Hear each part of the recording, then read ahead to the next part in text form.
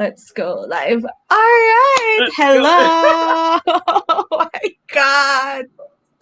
Hey everyone. Alam nyo, kita namin yung comments nyo kanina pa. We're so sorry. Yes, on time si Kate. Kaso kami yung late. I'm sorry. Sabi ni Kate, she's listening to the live show daw while cleaning her shelves. Go Kate, kaya mo yan. Okay, Sai is here. Sino pa ba? Si Donna, our resident Budol Gang is here. Resident Budol Gang. Yes. Sabi ni Sai, sino daw kaya maglalag sa atin tonight?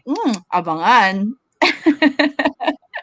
Sino kaya ang may iwan when the internet of the other two fails? Bisit! Wait lang daw.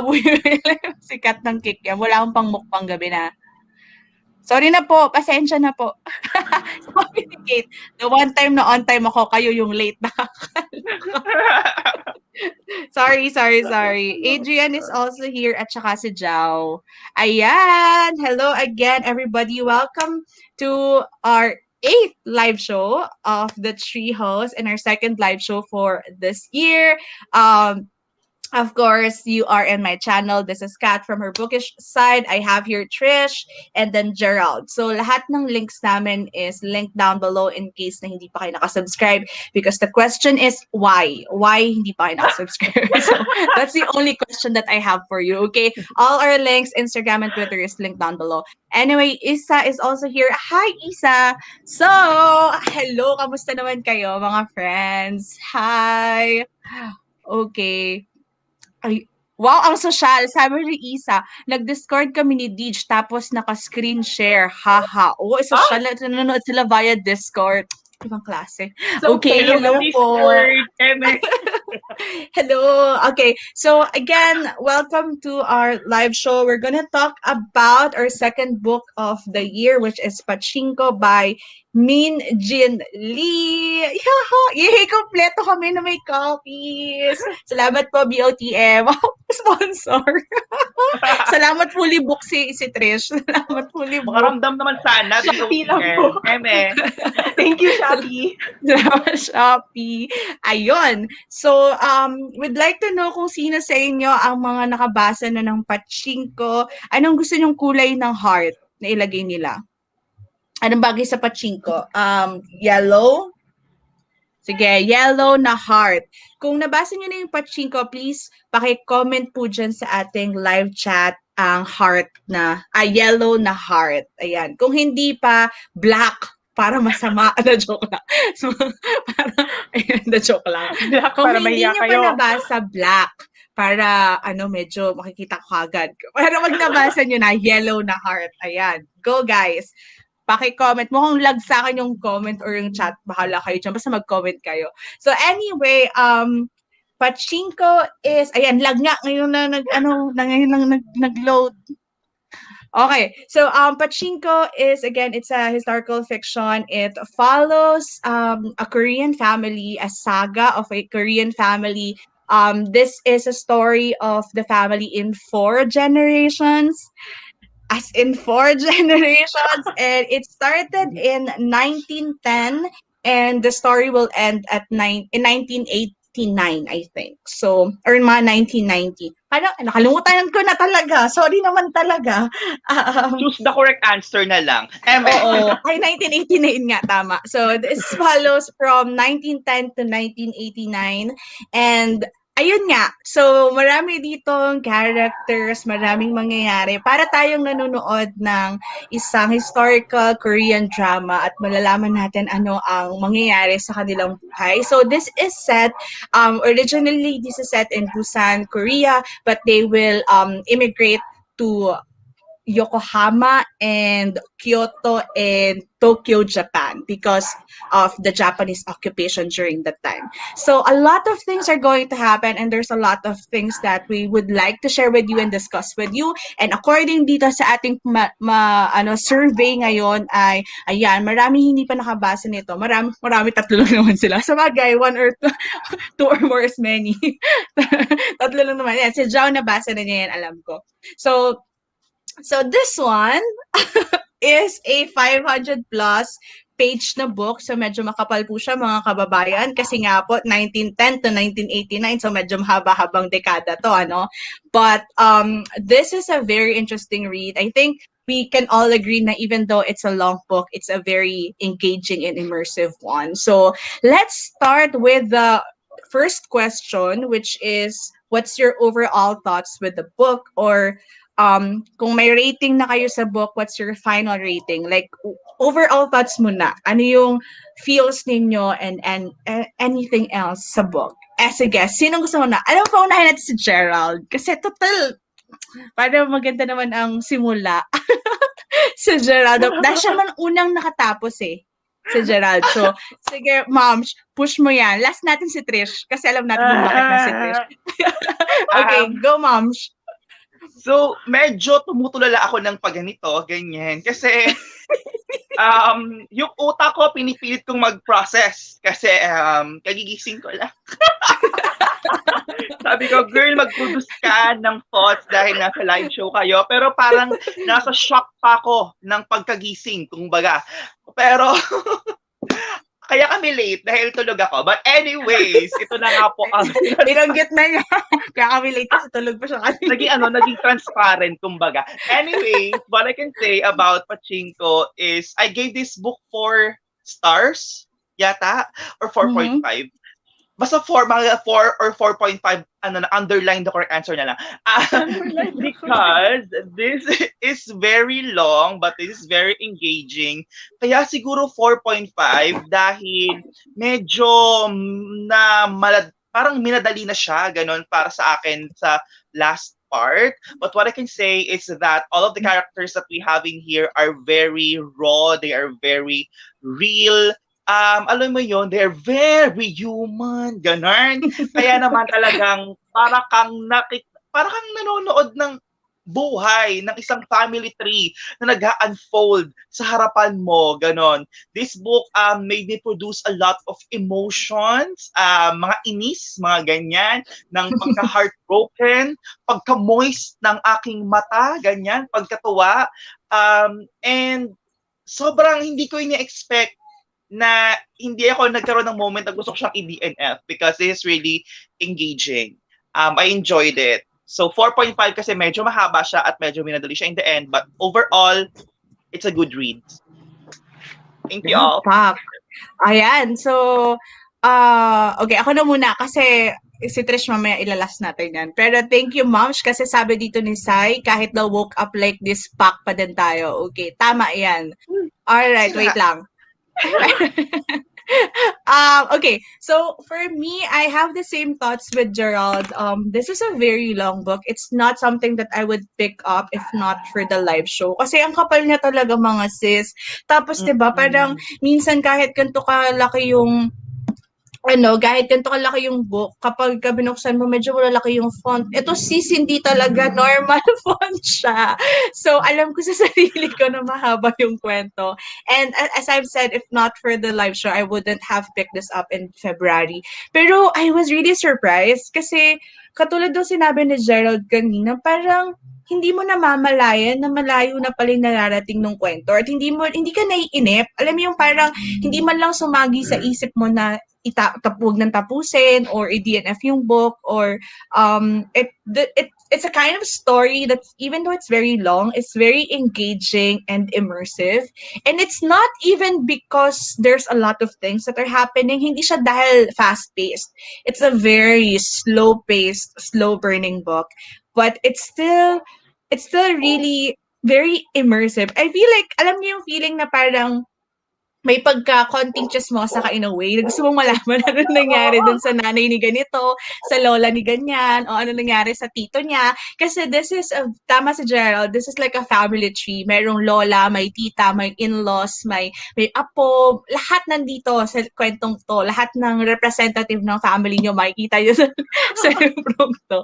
Asian families, where are you at? So parang, it's a really, my overall opinion about this book is I'm really amazed with the writing style, how Min Jin Lee actually wrote like the structure of the whole story kasi it was so engaging. It was so immersive. Like I can imagine yung imagery, yung descriptions ng book. May imagine mo talaga, mafe-feel mo eh. Very atmospheric as well. Um, Rating, kung i-rate ko 'to siguro 5 stars kasi hindi ako umiyak ng like yung iyak talaga na usually alam niyo naman ako lagi ako umiiyak ng iyak talaga. Pero na-feel ko talaga Iyakin. yung alam niyo yung na-feel ko yung yeah, iyakin talaga ako sa libro. Pero alam niyo na-feel mo yung relief, yung warm and relief nung buong family. Tapos nung tinapos ko yung libro, parang na mahaba siya, pero parang gusto kong malaman na, ano nang mangyayari na sunod. Parang ganun yung feeling, no? You're still craving for more because you were like accustomed to the family and the setting of the book. And I think kung nagawa yan ng author, it's very effective for a book this long. So, yeah, sa akin 5 stars to. Definitely one of my favorite reads of the month. And I don't know, feeling ko nga manonood pa ako ng mga reviews para malaman ko kung ano pa yung mga na-miss namin na parts dito. But hopefully, makover naman namin yung majority later on. Ayan, meron ay oo, sabi ni Jao, kasi nabasa na to ni Jao by the time na binabasa din natin to, may mistress. Correct, may mistress din dito.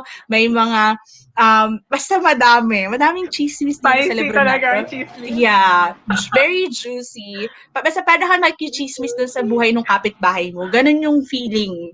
Parang kapitbahay ko si Aling Yang Jin, tapos nakita ko paano lumaki si Sunja. Mga ganong feeling.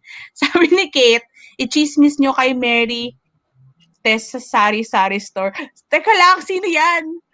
Ikaw ha, Kate ha, hindi namin kilala yung reference mo. Baka pang matalino yan. Hindi namin yan alam.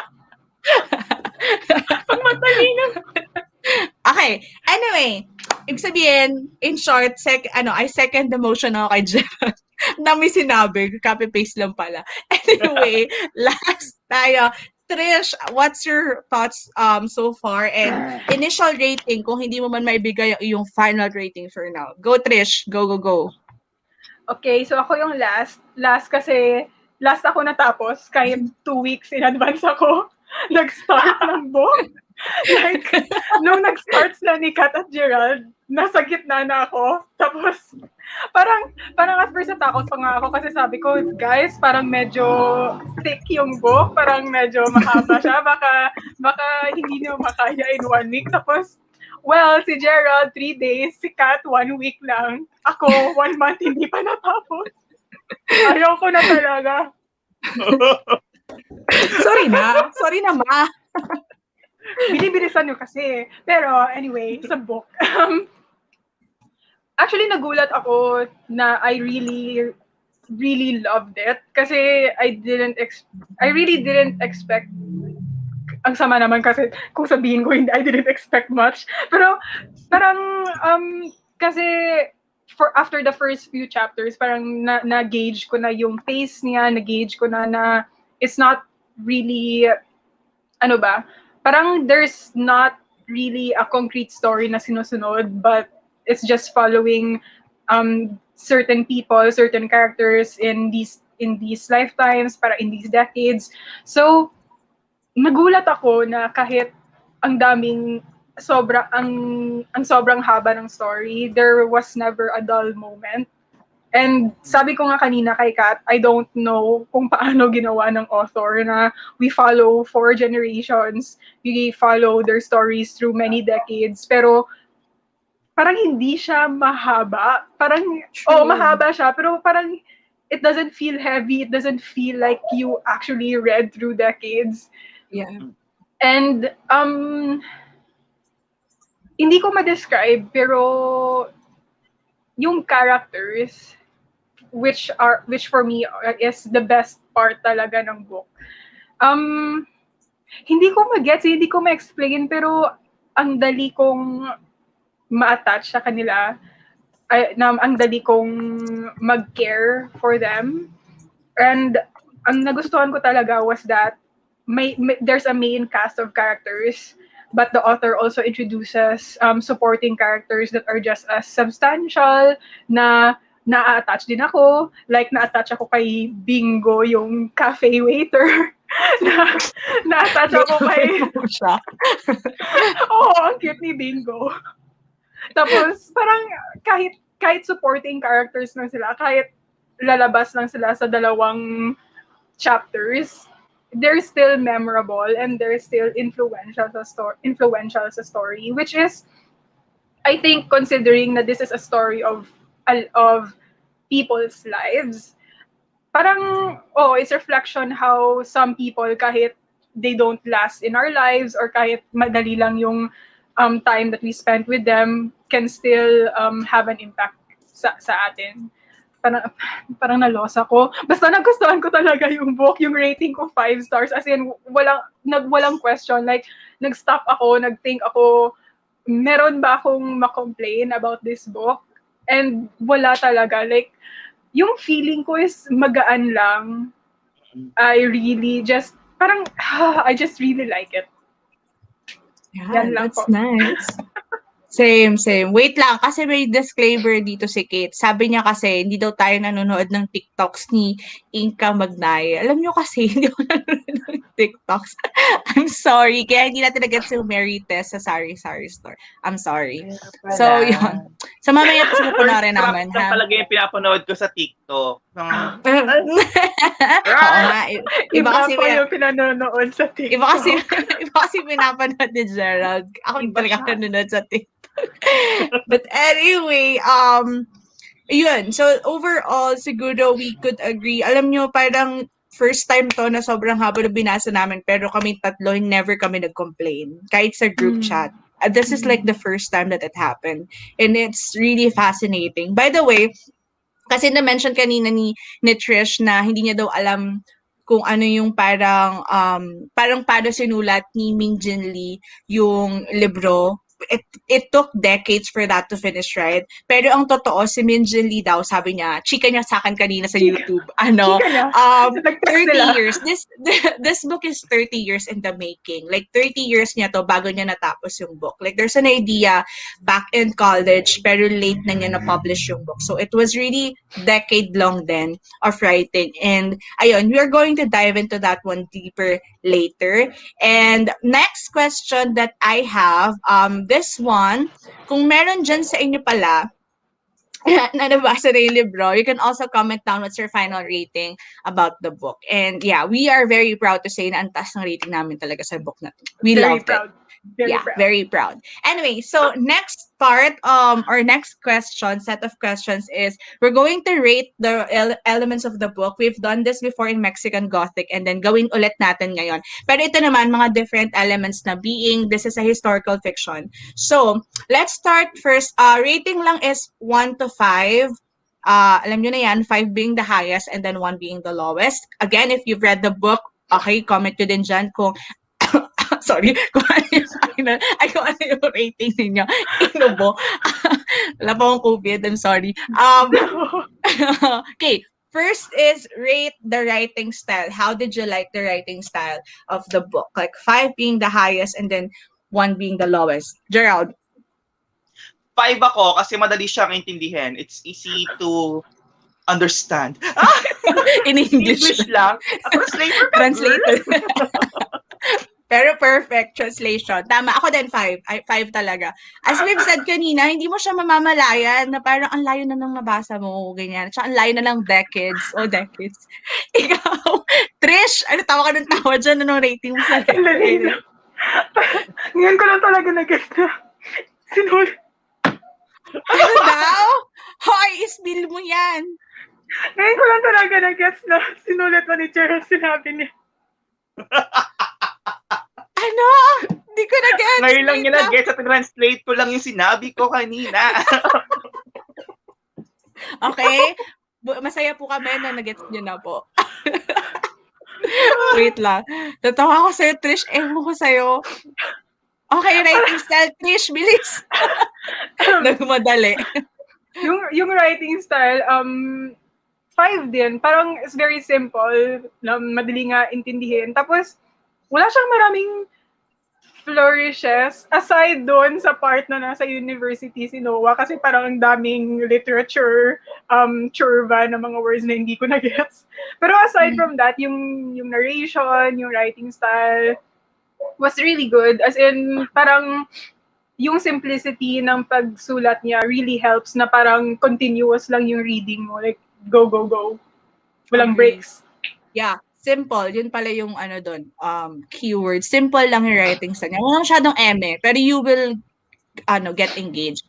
Okay, rate naman the plot or the sequence of events in the book. So this is like a decades long, multi-generational story. Pero how will you rate the sequence of events? 5, ayun, ayoko na explain pa ulit-ulit ako. Ayan, Gerald, anong mo, rating mo dyan sa plot? Ako is 4.48. Wow, 4.48. May rubric. Hindi kasi 'di ba nga yung last part is minadali na para sa akin kasi sobrang dami kasi parang alam mo yun parang sobrang daming gustong ipahiwatig ni Min Jin kasi nga 4 decades to 'di ba, and in a 500 plus pages book parang kulang pa rin to really the last part, yung mga part na ni Solomon, ganyan. Kasi napapansin ko, girl, doon sa last part, ano na siya, parang every chapter, minsan, isang chapter, after no, next chapter, 3 years na yung nakalipas, 1 year na agad yung nakalipas. Di ba, parang namadali siya sa akin. Pero, it's still such a good pacing, ganyan. Kasi, di ba, parang, kung wala namang event na nangyari din sa mga nakaraang mga taon, bakit pa isasama? Pero parang sobrang bilis niya pa rin para sa akin. Na madali siya sa akin. So 4.48. Contradicting yung sinabi. Pero sige, tanggapin ka namin, ma'am. Magbigay ka please sa matino, please. Pero alam mo, sobrang na-surprise ako sa sinabi ni Gerald. Kasi sabi niya, parang kulang daw sa kanya sabi parang kulang yung plot within the other. Eh, siya yung tipo ng reader na gusto niya talaga yung sobrang fast-paced. Tapos nagulat ako, gusto mo pala yung inisa-isa ni Min Jin Lee yung bawat taon, nakakaloka. Hindi kasi parang meron tayong isang taon na ang pina-follow lang natin is yung buhay ni Mozasu, ganyan. Tapos next year na, di ba? Lalo na, nung yung isang pinakamalaking event, yung may bang, bang, bang. Alam niyo na yan, yung part na yon, di ba? After nun, ay, hindi niya alam. Bang, bang, bang. Clue pa nga. That's the keyword. Hit you with that do. Yung part na yan. Wait lang. Ano mga year yan? Nakalimutan ko na. Girl! Pwede call a friend. Okay. Out of context spoilers. Hit you with that do. Parang charades. Sino ba yan? Wait lang, si Mozasu yan, a point of view? Hindi si Mozasu. Okay, kasi naman pala, si Noah. Si Isa. Basta, hit you with that do. Di ba after nun, hindi man lang natin nakita ang proseso after nung hit you with that do. 3 years na agad yung lumipas. Next chapter na tayo, di ba? Parang okay, gano'n. Wait, nagets ko na. Yung basta yung nag-shot, ganyan. Shot! Trish, come on! Come on, Trish! Hoy, kakaba. Oo, nabasa mo yan. Lampas ka na dyan. Sino ba yung nasa? Basta, ay, gets ko na. ayan. Parang nagsasarinds. Okay, gets ko na. Basta yung part na yun. Di ba parang next chapter, after nun, 3 years or 4 years na nakalipas. So, hindi natin talaga siya nabigyan ng emphasis. Kumbaga, thinking na malaking scene siya. Ganun. Yeah. Yun lang na. I agree. Nagulat din ako, parang after, kasi di ba 1 line lang yun. Tapos next chapter, nag-leap agad tayo sa 3 years. Tama nga din naman. So, sige, dahil sa sinabi mo, 4 stars din ako dyan.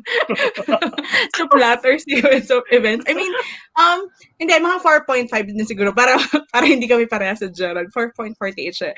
So, parang ako kasi, gustong-gusto ko yung structure niya. Gustong-gusto ko yung nangyari na parang hindi ka pinahirapan ng author with the structure. Wala yung may mga yung mga tawag doon, yung may mga, ano ba yung mga nakalipas? Ano ba yung mga ganun? Tawag doon, Diyos ko na, nalutang na ako. Basta wala yung mga naalala yung nakaraan, walang mga ganong ganap. As in, ito talaga, structure is mag-start kasi pinakasimula. And then yung pinaka-recent, yun yung nasa dulo ng kwento. So, I like the structure kasi it is somehow refreshing to see na there's a historical fiction being set in this timeline. Yung parang in right now, especially right now, na parang sobrang daming historical fiction that they try to go out of the box and be creative with their structure. This one is like giving you like the classic historical fiction structure, which I really love.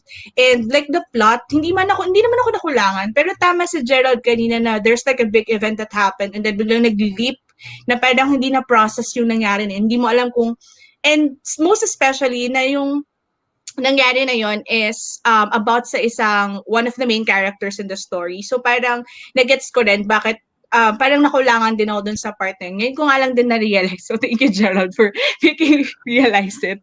Ay, okay. Grabe, Ikaw. parang mga 5 minutes kami naghulaan dito. Pero anyway, 4.5. Sabi ni Jao, Hindi ko, mga 4 din daw siya. Same reason kay Gerald. Okay, same din ako ng reason. Akaw, Ma'am Trish, ano ang iyong rating sa plot? May first pawisan ako. word, 4 syllables. Joke. Hindi na kasi sinabi may charade tayo eh. Hindi kasama. Sorry, hindi ka namin na-brief ni Gerald. Ah, Ang init. Okay, um, go. ako, 5 ako kasi agree ako kay Gerald na yung yung sequence of events parang comically fast siya na sa previous chapter yung ending is something very significant yung nangyari tapos sa next chapter parang 2 years later parang ganun parang wala lang Hmm. hindi ko alam pero parang nagustuhan ko kasi sometimes ang funny niya um yung example is hindi to spoiler kasi first chapter pa lang to. As in first chapter. Tapos yung feelings ko parang nag-roller coaster kasi nagse-share doon about kay Huni, yung father ni Yeah. Sunja. Tapos mahal na mahal daw na si Sunja kasi sa lahat ng mga miscarriages, si Sunja daw yung nabuhay. And parang he lives to make his daughter happy. Tapos yung feeling ko, oh. Tapos yung last paragraph, Huni died of tuberculosis. Huh? Like, on the same page, Chat. magkatabi lang yung paragraphs, tapos sa isang paragraph, buhay pa si Huni, tapos sa next patay na siya. Like, oh, wow, okay lang ako. Okay lang ako.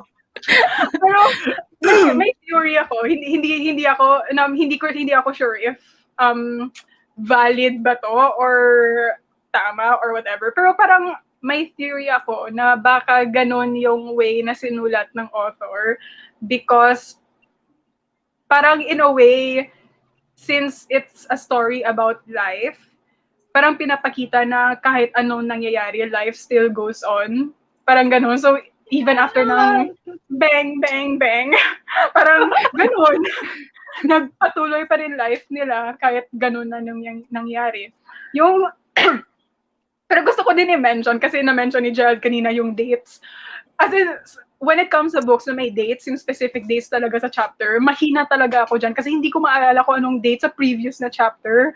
Yung na-notice ko is sobrang considerate ni Min Jin Lee kasi personally sa akin, if may time skips, gusto ko malaman kung anong edad na yung character so that I can picture them out sa mind ko. Yan yung problema ko pag may dates kasi kailangan ko pang i-minus, mag-math pa ako, anong age na ba siya. Yung nagustuhan ko is because sa start ng every chapter, parang ini-insert ni Sunja na Musasu was now 20 years old. Like, okay, hindi ko na kailangan mag-math. Sinabi na niya. Considerate. Pero yun, 5 siya sa akin kasi parang nakakatuwa lang minsan yung impact na parang sobrang bilis na ng mga nangyayari. And I think it suited the story well kasi they were also living in a time na parang marami yung changes. They went from peace to wartime to uncertain peacetime ulit. So parang para sa akin parang match naman siya sa story. Yeah. Which is also true. Parang, na-realize ko rin pala na every time there is like a leap of years, talagang ini-emphasize niya na ganitong age na sila or ganito na yung like level nitong mga characters na to. So, kasi remember, this is a multi-generational story. So, it's really important for us to like imagine kung anong part na. And yeah, I agree with that. And feeling ko lang talagang magkakaiba lang tayo ng reference. Siguro iba-iba tayo na gusto natin i-process na yung grief or whatever. Pero I think everything naman or every point naman is valid with that. So anyway, let's move on. Medyo napahaba tayo sa plot na yan. Nakahula namin dito kay Gerald. Naloka talaga ako. Okay, how will you rate the pacing of the book? Um, Pacing it's a for you. 5 for me. Yung 4, 4, 8, naging 5. Hindi, kasi nakakatuwa na yung pacing. Hindi ko nahalata na ang laki na pala ng mga dapat lumaki. Tara, hindi, di ba? Kasi parang, at, ano yun, dapat palaki. Hindi kasi, di ba? Habang nagbabasa ko nitong Pachinko, parang, okay, ando ka sa part na buntis pa lang si Sunja, tapos parang talagang nakikita mo na, ay, bata na si matalinong bata si Noah, tapos mamalayo mo na lang, magka-college na si Noah, di ba? Parang, ang smooth lang ng pacing na parang organic ang kanyang paglaki. Kumbaga, ang paglaki ni Noah, ni Mozasu, ni Solomon, taray, talaga naman makakilala ang mga bata, gano'n. Talagang, ang smooth ng pacing para sa akin, gano'n. Tapos, from this very depressed economic, economic, di ba? Parang from very depressed economy, tapos hanggang sa naging parang medyo maunlad na ekonomiya, ang smooth para sa akin. So, it's a 5 for me. Same. Yeah, that's right. Okay, wait lang Titingin kasi akong comment, may mga comments sila. Pacing, sabi ni Zhao, is perfection. I agree. I will also give it 5 stars. I think kanina pa namin pinaulit-ulit kasi no matter how long the story is, no matter, parang feeling, ewan ko ba, parang mahilig ako sa slow burn, pero this one is really something that's parang, alam mo yung saktong-sakto, parang swak na swak siya. Parang, ang perfect ng pacing niya na hindi ka nagmamadali pero hindi ka rin nababagalan. Alam niyo yun? Hindi ko ma-explain eh. Ang hirap i-explain, pero 5 stars para sa pacing. How about you, Ma'am Trish? 5 stars din. Same. Same. Copy-paste. Tama na Agree. Agree, ganyan. Okay, sige. Atmosphere ng book, how will you rate it? Mainit siya. Atmosphere pala talaga. May weather. Parang temperature pala yan. Aircon. Like, how did you like the Bayan sa atmosphere? girl. Okay lang yan, kakagising mo lang daw kasi. Oo nga, parang nanaginip pa ako, girl eh. Ang atmosphere sa akin nitong libro na to is 5. Kasi, ewan ko, ramdam na ramdam ko rin talaga yung kung pag madungis sila, ganyan. Parang nararamdaman ko rin na malagkit ang katawan ko sa pagkatrabaho, ganyan. Tapos, nung mayaman na sila, parang, mga ganyan. Yung atmosphere nitong libro na to is very heartwarming. It is very naiyak kasi walang maisip. Ewan ko, nakaka-attach siya sa pagkatao ko na parang kapag hindi ko siya binabasa, taghuhugas ako ng pinggan, naiisip ko, ano kaya mangyayari sa pamilya ni Sunja? Ganon. So, talagang parang I am really into it. The atmosphere is 5 for me. Yeah, fact. Oh, what about you, Trish? Para ikaw naman mauna. Hello. 5 din sa akin. Actually, hindi ko pinag-isipan ng masyado yung atmosphere. Pero, if isipan ko siya ngayon, joke. Pero if I think mga ilang minutes yung kailangan mo. Parang tama nga si Gerald na kung ano nangyayari sa family, parang nadadala ka rin. Like, if nahihirapan sila, na-worry din ako. Tapos, if may mangyayari na parang ang hopeless or parang ang miraculously na save sila, parang grabe ang relief or grabe din ang concern. So, para sa akin, very effective yung pag-build ni Min-Jin Lee ng atmosphere. It was really, really good. Yeah, agree. Actually, that's one thing also with this one is hindi siya masyadong descriptive. Like, hindi siya yung masyadong madaming descriptions. But then you get it. Like, you get where they are, their status or ano yung pinagdadaanan nila. Nagigets mo, no? Kahit hindi siya ganun kadaming palabok. Alam mo yun? Hindi siya basta... It was so simple, but at the same time, it's atmospheric for me. So 5 stars din sa akin yan. Okay, this one. What's your rating with the characters? Oh my gosh. Feeling ko, this is no-brainer question. Okay, sige. No-brainer Rate na. Mamaya natin pag-usapin characters, pero mag-rate muna tayo. Sige. What's your rating sa One star. characters? Ah! What? Plot twist. Plot twist. 5 star talaga. 5 star. Same, 5 star. Go, Trish. 5. 5. 5. 5. 5. 5. Pero 8 Okay. ang Oh, sabi ni Trish. 5 sabi na stars. 5. Ang Sabi niya bobo. nga daw mahina sa math. Huwag na natin pansinin. Okay, last na to sa rating natin sa elements. How about the dynamics or the relationships of the characters? What is your rating? Ako 5 stars 5 star na ako. din ako. Yeah, same. Oo, Parang ang 5 effective, star din no? ako. Parang feeling mo, parang totoong mag-ina sila, totoong mag-ama sila. Or alam mo yung feeling na they're really related. So, yun. So, those are the elements. I think if you haven't read this book, nasabi na namin yung mga pwedeng mag-convince sa inyo. Pero i-convince pa namin lalo kayo. So, we're going to talk about the characters of the book. So, the rest of the questions, it's going to be all about the characters because it's like, siguro parang ano na sa amin to, ano ba tawag dito? Pinag-agreehan na namin na characters are the most or the strongest point of this book. So we're gonna talk about it. Sabi ni Jao, characters daw 10 out of 5. Agree. I agree. Parang ano nga, basta later. Okay, first question muna about the character. Let me know. Kasi hindi ko din alam, hindi namin pinag-usapan to sa group chat namin. And yung mga nakabasa din, go ahead, comment nyo dyan. Who's your most favorite character? Like, if you're going to choose one character na parang you will, take a bullet for, wow, that you will protect, that you will, I don't know, siguro lahat ng pwede mo gawin para sa character na to, kung totoo siya sa totoong buhay. Who's your most favorite one? Sige. Sino? Meron na ba kayong sagot? Kasi ako nag-iisip pa din ako. Parang wala pa rin akong sagot.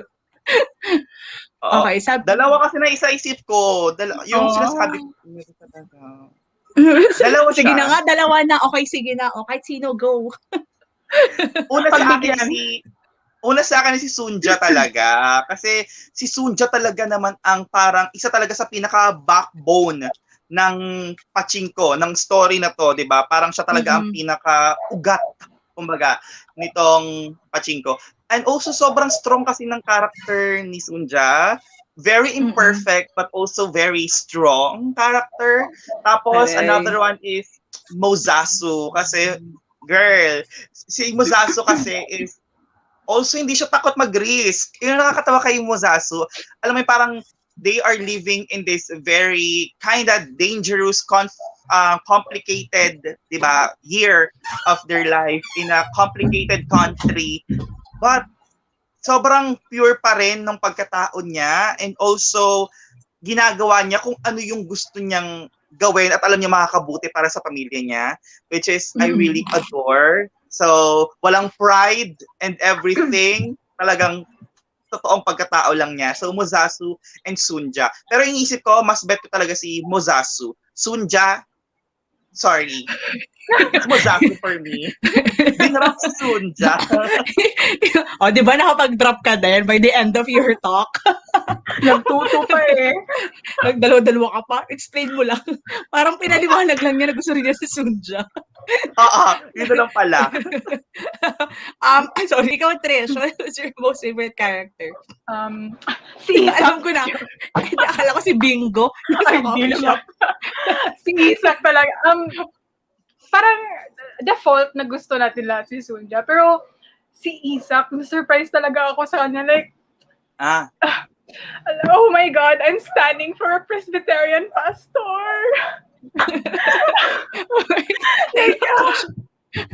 I promise, hindi ko in-expect na I'm a be a simp for a pastor. Ito na ba yung buhay ko?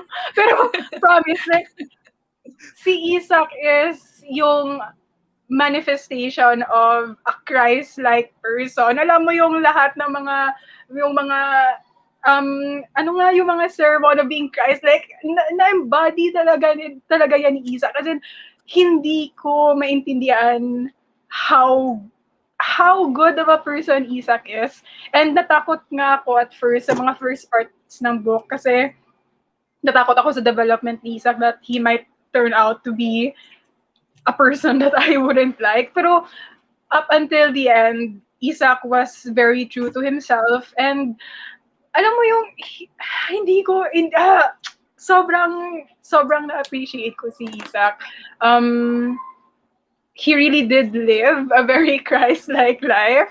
Like, he was very stalwart sa faith niya. Kaga na Donna. Sorry, hindi ko kinaya ito. Ito na yata, para baka dito na ako bumalik sa church. Oh my God, si Isak lang pala. Si Isak lang. Pero totoo, like, he was very Christ-like. Like, he was very stalwart sa faith niya, but also he wasn't discriminating against other people who did not share his faith or did not want to share his faith. He was also parang like, basta ang bayad ng tao. Pero natawa ako kasi nilagay ko talaga sa notes ko na I guess the only thing I would complain about Isaac is siya yung klaseng tao na i-insert niya si Jesus sa every conversation. Like, if nasa modern day kayo, if nasa college kayo, mag-group work kayo ni Isaac, sige na, tapos natin yung project. Gusto niyo ba mag-hangout sa church namin? Parang gano'n, parang... Gusto niyo ba mag-Bible study muna tayo? Parang gano'n. Sabi ni Donna, ito na daw ba yung true calling? Si Isak lang malakas. Anyway, so, ayun. Ano mo tanong ko, who's your most favorite character? Actually, tatlo din sila yung pinapipilian ko, si Isak, si Sunja, tsaka si Muzasu. Kaya lang kasi si Isak, parang, alam niyo na kung ano nangyari sa kanya. So, parang, ayun, hindi na masyadong na-develop para sa akin yung character niya. So, si Muzasu na lang at saka si Sunja. Pero feeling ko, if there's someone that I would really like to protect from this book, it's gonna be Sunja.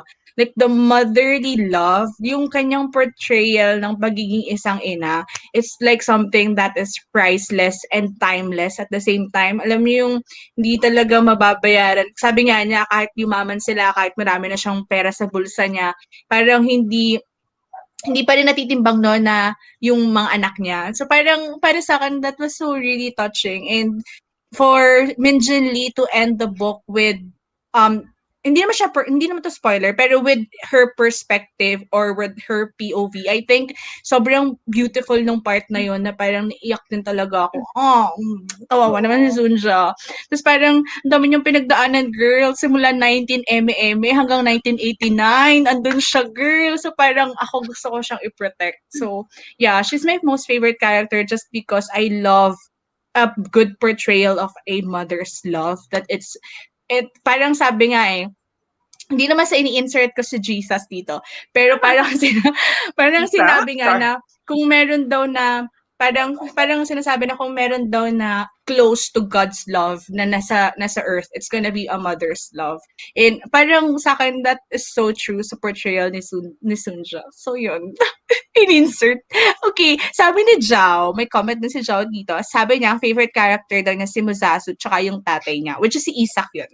And I hated the father as a character, pero it was realistic kasi yung selfishness niya, grabe. Si Muzasu naman, napaka-complex, which is, agree. Kaya medyo sad ako sa end niya. End ni Muzasu? Meron ka bang extra chapters na nabasa? Hindi namin nabasa. Joe, parang hindi ko alam kung parehas tayo ng chapters na nabasa. Pero yun. May explain ni Joe yan sa next comment niya. But anyway, so let's move on to the next question. And again, all the following questions would be about the characters. And may tanong pala si Donna dito bago siya mag-comment about Trish, kung character-driven daw ba ang story. I could really say that it's a character-driven story. The focal plot is about this family, about this, ano ba tawag dito? Angkan. Parang angkan na yun nangyari dito. Hindi lang siya isang family, but multiple generations. So, it's very character-driven. And I think, magkakaroon ng pagkakataon na hindi mo maiwasan ma-attach kahit sa isang character lang. Sobrang dami ng character. But I'm so excited for this one. We're going to rank the characters based on these 3 tiers. So, meron tayong letter A. This is about forgiving the character. Kasi sabi ko, dito sa dalawang to, anong gusto niyo pag-usapan natin later? Tapos sabi nila, gusto daw nila yung conflict ng mga characters. I mean, the conflict of their personality pala. The complicatedness, ganyan. So, naisip ko, kung gawa tayo ng tier, yung pinakamababang tier is itong character na to, wala kang dapat i-forgive or nothing to forgive because this character for you didn't make anything wrong or parang talagang ano lang siya, tao lang siya, ganun. Kaya okay lang yung mga ginawa niya. Letter B, yung second tier natin is can give second chance. Pwede ko siyang bigyan ng second chance sa lahat na nagawa niya. Nakakaiyak. Tapos, yung pinaka-last tier natin, yung pinaka-malala, is unforgivable tong character na to. Like, kahit ano mangyari, this character will not be redeemable for me. So, mga kaibigan, medyo madami po tayong characters dito. So, isa-isa lang natin. Tapos medyo mabilis lang siguro para hindi naman tayo masyado mag-dive. Kung gusto niyo pag-usapan yung specific character, just let me know. But let's start with the beginning kung saan yung sinabi kanina Trish, si Huni na first chapter pa lang, pinatay na po siya Namatay ni na. Min Jin Lee. Bakit? Okay, again, kung yung mga nanonood na nabasa niyo na, pwede rin kayo mag-comment dyan. Go lang kayo dyan.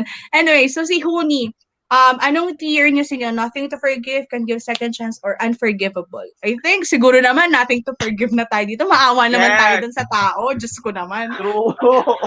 Kasi Nothing yung to forgive. parang yung character ni Huni, very, parang maawa ka na agad, tapos ma-warm ka, tapos biglang yun, nasaktan ka na, ganun. Ayan. So, kung mahilig kayong ma-attach sa character agad, huwag kayo masyadong ma-attach kay Huni, okay? Young Jin. Si Young Jin, what's the tier for Young Jin? Oh, this is the mother of Sunja. And-explain ko talaga, baka nakalimutan nyo na kung sino si Young Jin. Nothing to forgive. Nothing to Same, forgive. nothing to forgive. True. Ginawa lahat ni Anjin. Pero sana Kahit na medyo True. nagkaroon siya ng, kumbaga, spurts of emotion sa may bandang dulo, di ba? Parang nilabas niya na lahat ng sama ng loob na naipon niya doon sa dulo. Wait It's still lang, nothing to forgive. ano na ba ni Trish yun? Napagdaanan na ba niya yung, ano to? Yung biglang naglabas ng sama ng loob si Yang Jin? Yang Jean. Napagdaanan mo na? hindi Isip pa niya. yata. Pero you will get Okay to lang, it, okay ma'am. lang. Hindi naman siya spoiler kasi talagang parang naipon yata lahat kay Yang Jin that time. So yun. And nothing to forgive din sa akin si Yang Jin. Wala siyang ginawang masama. So yun, next. Naalala niyo yung bumili siya ng white rice? Oh, yes! Naiyak siya. At saka parang si Yang Jin kasi, alam mo sinabi ko pala to kay Trish tsaka kay Gerald, isa sa mga pinakagusto kong dynamics dito is yung parenting style ni Yang Jin tsaka ni Huni. Na parang Sunja, even though she was still young, like parang minor pa rin siya, pero nung nakita niya na merong pagkakamali sa kanya si Hansu, parang hindi siya nagdalawang isip to cut off Hansu sa buhay niya kasi alam niya kagad kung anong tama at mali. And para sa akin, kung bata ka pa and alam mo kagad kung anong tama at mali, it can be attributed to your parents kasi sila yung nagtuturo sa'yo kung anong tama at mali. And I think yun yung magandang sign, maganda yung pagpapalaki sa'yo ng mga magulang mo. So, I kudos them for Sunja's talagang decision-making skills. It's so good. Anyway, Sunja. Sunja, what is your tier for Sunja? Ako, syempre, nothing to forgive, favorite character ko nga yan eh. Wala talaga. Lahat ng kasalanan niya, napatawad ko na. Ay, ako si God. Lahat ng kasalanan ni Sunja, napatawad ko na siya. Hindi, joke lang. So, yun. Wala talaga. Kayo? Ako rin, nothing to forgive din ako kasi naging ewan ko, hindi siya ganun ka-expressive na mother at in-acknowledge niya naman yun, di ba? Pero, hindi, expressive pala siya. Hindi lang yung parang yung skinship, yung parang yakap-yakap. Kasi parang hindi uso kanila yun eh. Oo, hindi lang uso kanila yung gano'n. Pero, hindi siya nag-fail na i-acknowledge yung mabuting ginawa ng mga anak niya. So, para sa akin, nothing to forgive talaga si Sunja. True. Ikaw, Trish, may galit ka ba? Nothing to forgive din. Si Sunja, she is a woman of integrity, hardworking, honest. Alam mo, naisip ko nga eh, si Noah, buong buhay niya, gusto niya maging si Isa, gusto niya maging si ganon. He should have been aiming to be like his mother. Diyos ko, no True. better Oh my God. role model than his mother. True. So true. Tama yun. Noah kasi. Si Noah kasi, mali-mali din yung mga desisyon sa buhay, nakakabwisit. Joke lang. Okay, next. Isak. Oh, nothing to forgive, Pastor. Nothing to forgive na. Yeah. Hindi ko siya masisisi at all. Wala naman talaga siyang ginawang kasalanan, nakakabwisit lang yung mga kasama niya sa Wala simbahan. siyang kasalanan. Wala True. Gigil na gigil si Trish. Wala siyang kasalanan. He was innocent. Nothing to forgive din ako. Pero yung kasama niya sa simbahan na naging dahilan para siya ay mapahamak, unforgivable din. Kaya hindi ko na sinama, baka magalit lang kayo sa kanya. Alam niyo, Visit na tao na yun. yung sexton kasi, if parang admirable din yung faith niya, but at the same time, nangdamay ka ng ibang tao nangdamay ka ng matandang tao, nangdamay ka ng isang pamilyadong tao. Like, true. hindi talaga. Ewan ko ba, parang feeling ko kasi parang yung devotion, I mean, I don't question the faith, pero, kasama sa sinabi sa'yo na utos ng Diyos is mag-care ka rin sa kapwa mo. So parang, 'di ba? Oo. I don't get it. Kaya Anyway. masasabi ko para sa sexton na yan, mapapatawad ka ng Diyos, pero hindi ako ang Diyos. So hindi kita mapapatawad. I love it. Gusto ko yan. Oh my God. Okay, paki-meme po yan. Paki-capture po sa Gerald. Quote by Gerald Grueso 2021. Okay, next. Okay, this is very interesting. Hansu. Hansu.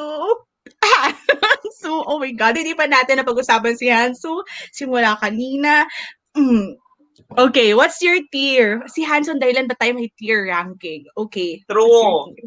Okay, go. Okay, for context, sa mga mamship sa mga hindi pa nakakabasa. Si Hansu yung naging tatay ni Noah na anak ni Sunja. Oo, ayan. Yung totoong tatay, So, kasi nung una hindi siya in-acknowledge na tatay. Ano sa'yo? Of course, para sa akin, can give second chance. I really want to give second chance kay Hansu. Si Hansu ang naging dahilan kung bakit naging parang nahirapan ako magdesisyon ng mga tama at mali dito sa libro na to dahil maraming pagkakataon na tama ang ginawa niya, pero sobrang dami rin pagkakataon na mali ang ginagawa niya, but at the same time, it's reasonable, it's very complicated, but I will give second chance to Hansu. And maybe a BJ, tsaka buko juice, gano'n. A buko juice. Kasi meron siyang sakit, di ba, minsan? So, parang healthy. Oh my God! Para healthy siya. Wait, ang masasabi ko lang, ma'am, pagbibigyan mo siya ng buko juice, dapat brainy. Hindi pwede yung walang laman yung utak. Gusto ng stupid. Kapag kabot ka ng buko juice, alam mo ba na ang buko juice ay healthy sa... Diba? May mga may mga facts. May trivia. Trivia. True. Para hindi ka naman sabihin ng stupid. Oh my God! Oh my gosh. Okay, Trish. Okay, I'm interested sa comment ni Trish about this. Anong rank sa'yo ni Hansu? Unforgivable. Clearly, Gerald is a better person than me kasi pinag-isipan ko pero this is a man who manipulated a 16-year-old into trusting him and having sex with her. Tapos, nung nabuntis si Sunja and showed concern, yung difference talaga ng perspective nila na si Sunja who is poor and hindi pa kasal, and clearly, siya yung parang with lesser power sa relationship, takot na takot siya. Tapos si Hansu who is rich and may authority sa relationship nila, wala lang sa kanya. Parang, as long as masunod yung gusto niya, everything is fine. And doon ako na-conflicted because throughout the story, he does do a lot of good for the family. Pero at the same time, parang dala niya pa rin yung thought and yung intention na he is trying to have a sense of control sa mga nangyayari kay Sunja at sa anakis nila. Tapos, I think naging evident talaga to when Noah was at university. Tapos may section doon na parang ninarrate ng author na si Hansu daw likes talking with Noah about his classes kasi hindi siya naka-college. He binabasa na yung book recommendations ni Noah kasi gusto niya din malaman kung anong nalalaman ni Noah. And parang it occurred to me that he is living his dreams through his son. So, parang doon questionable yung walang doubt na he has love for his son, he is concerned for his son, but yung extent ng pag-help niya, I guess, is still questionable to me, especially since may line talaga doon na sabi niya, he is not sure what he wants Noah to be after he graduates. So may way of thinking pa rin talaga siya na he has to have control of his son. So Yeah. parang hindi ko talaga feel si Hansu. Like I cannot find it in me na ma-forgive siya or mabigyan ng second chance. Yeah. Actually, same. Alam naman yata ni Gerald na unforgivable sa amin dalawa si Hansu. I mean, I understand kung bakit, I mean, yung character kasi ni Hansu is very complicated. Like, sobrang, ang conflicting niya. There was like a chapter that you will like him and his good deeds, and then there's also a chapter na parang makita mo na naman na okay, he is this gangster from na parang he wants to control everything around him. So parang for me unforgivable siya the reason for that is because I feel like alam niyo yung the moment pa lang na sinabi niya kay Sunja na parang hindi niya magets bakit gusto siyang hiwalayan ni Sunja.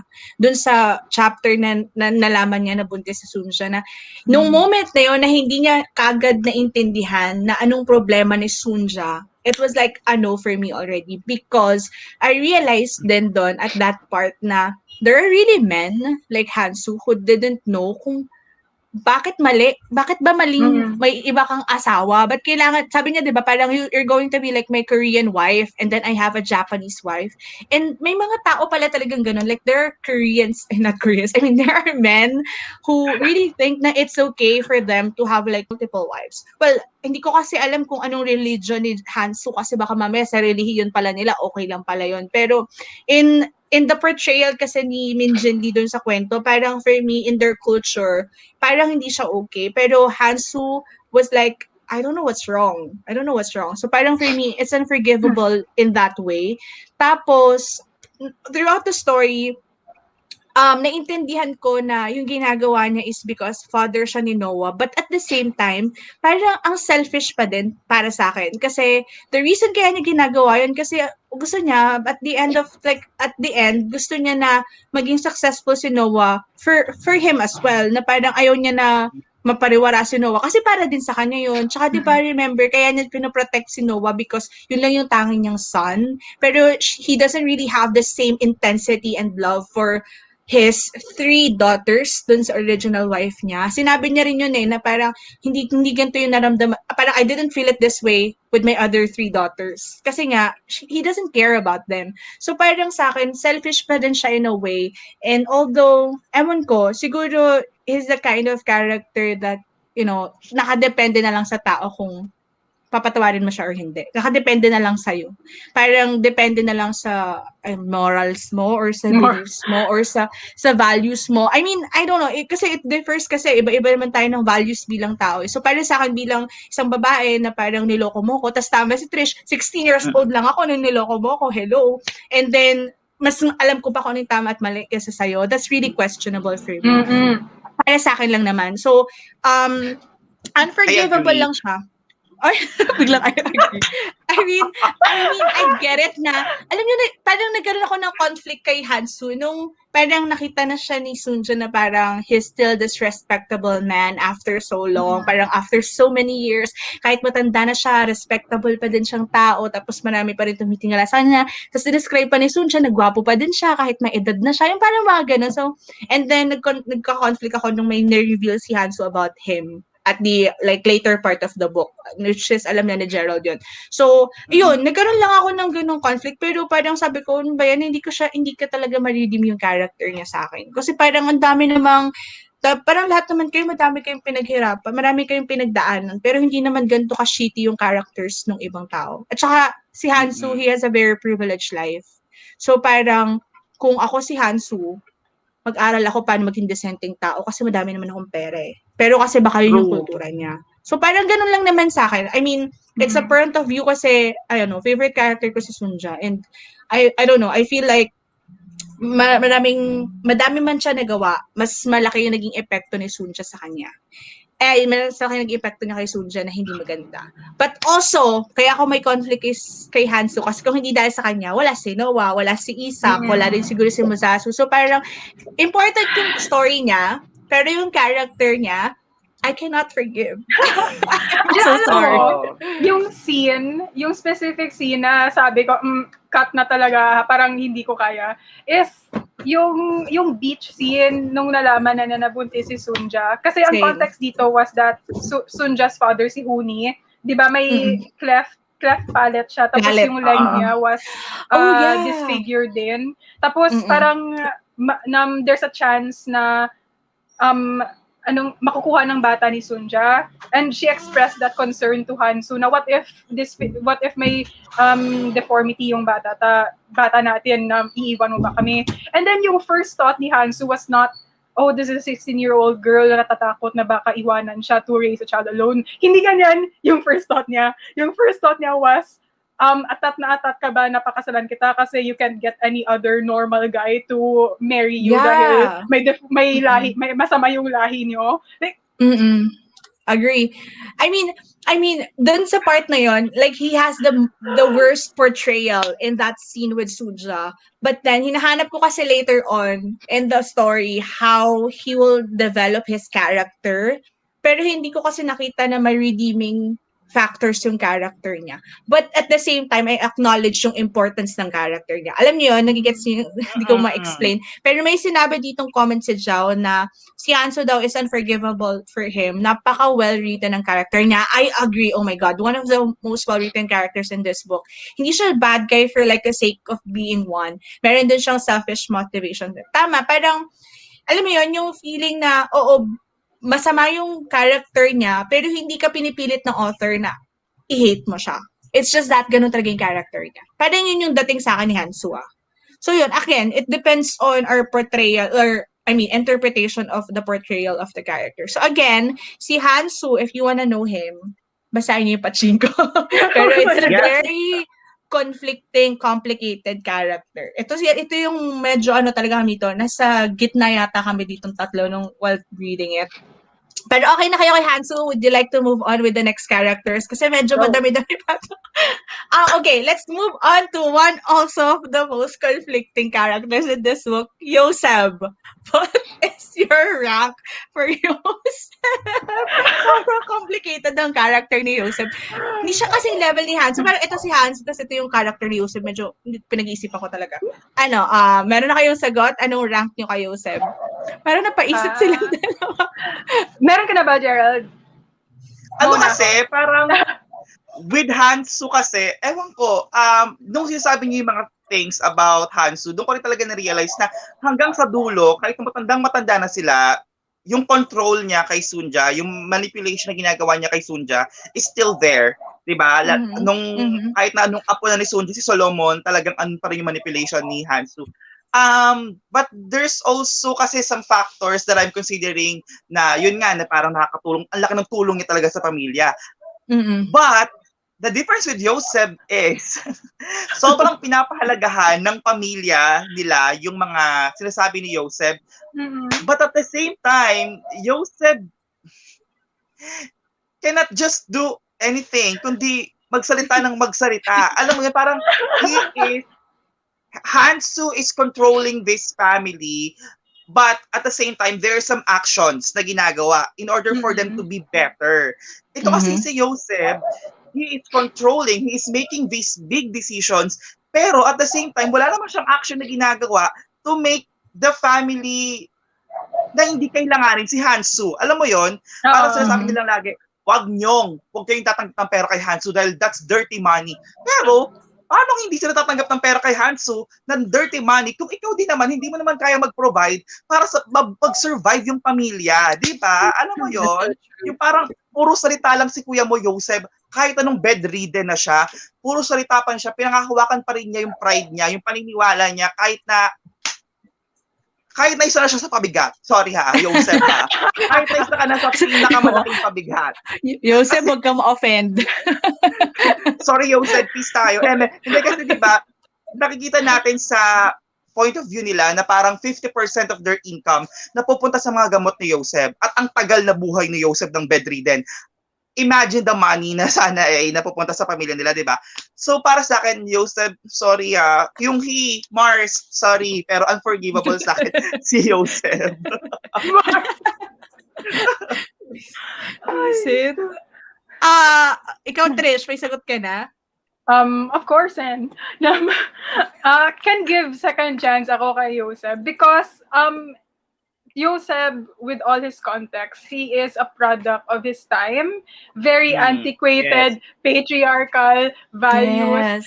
Yung problem talaga kay Joseph is, sabi ni Gerald, yung pride niya talaga because obviously he wants to be this man of integrity na noble work, ganon, hard work.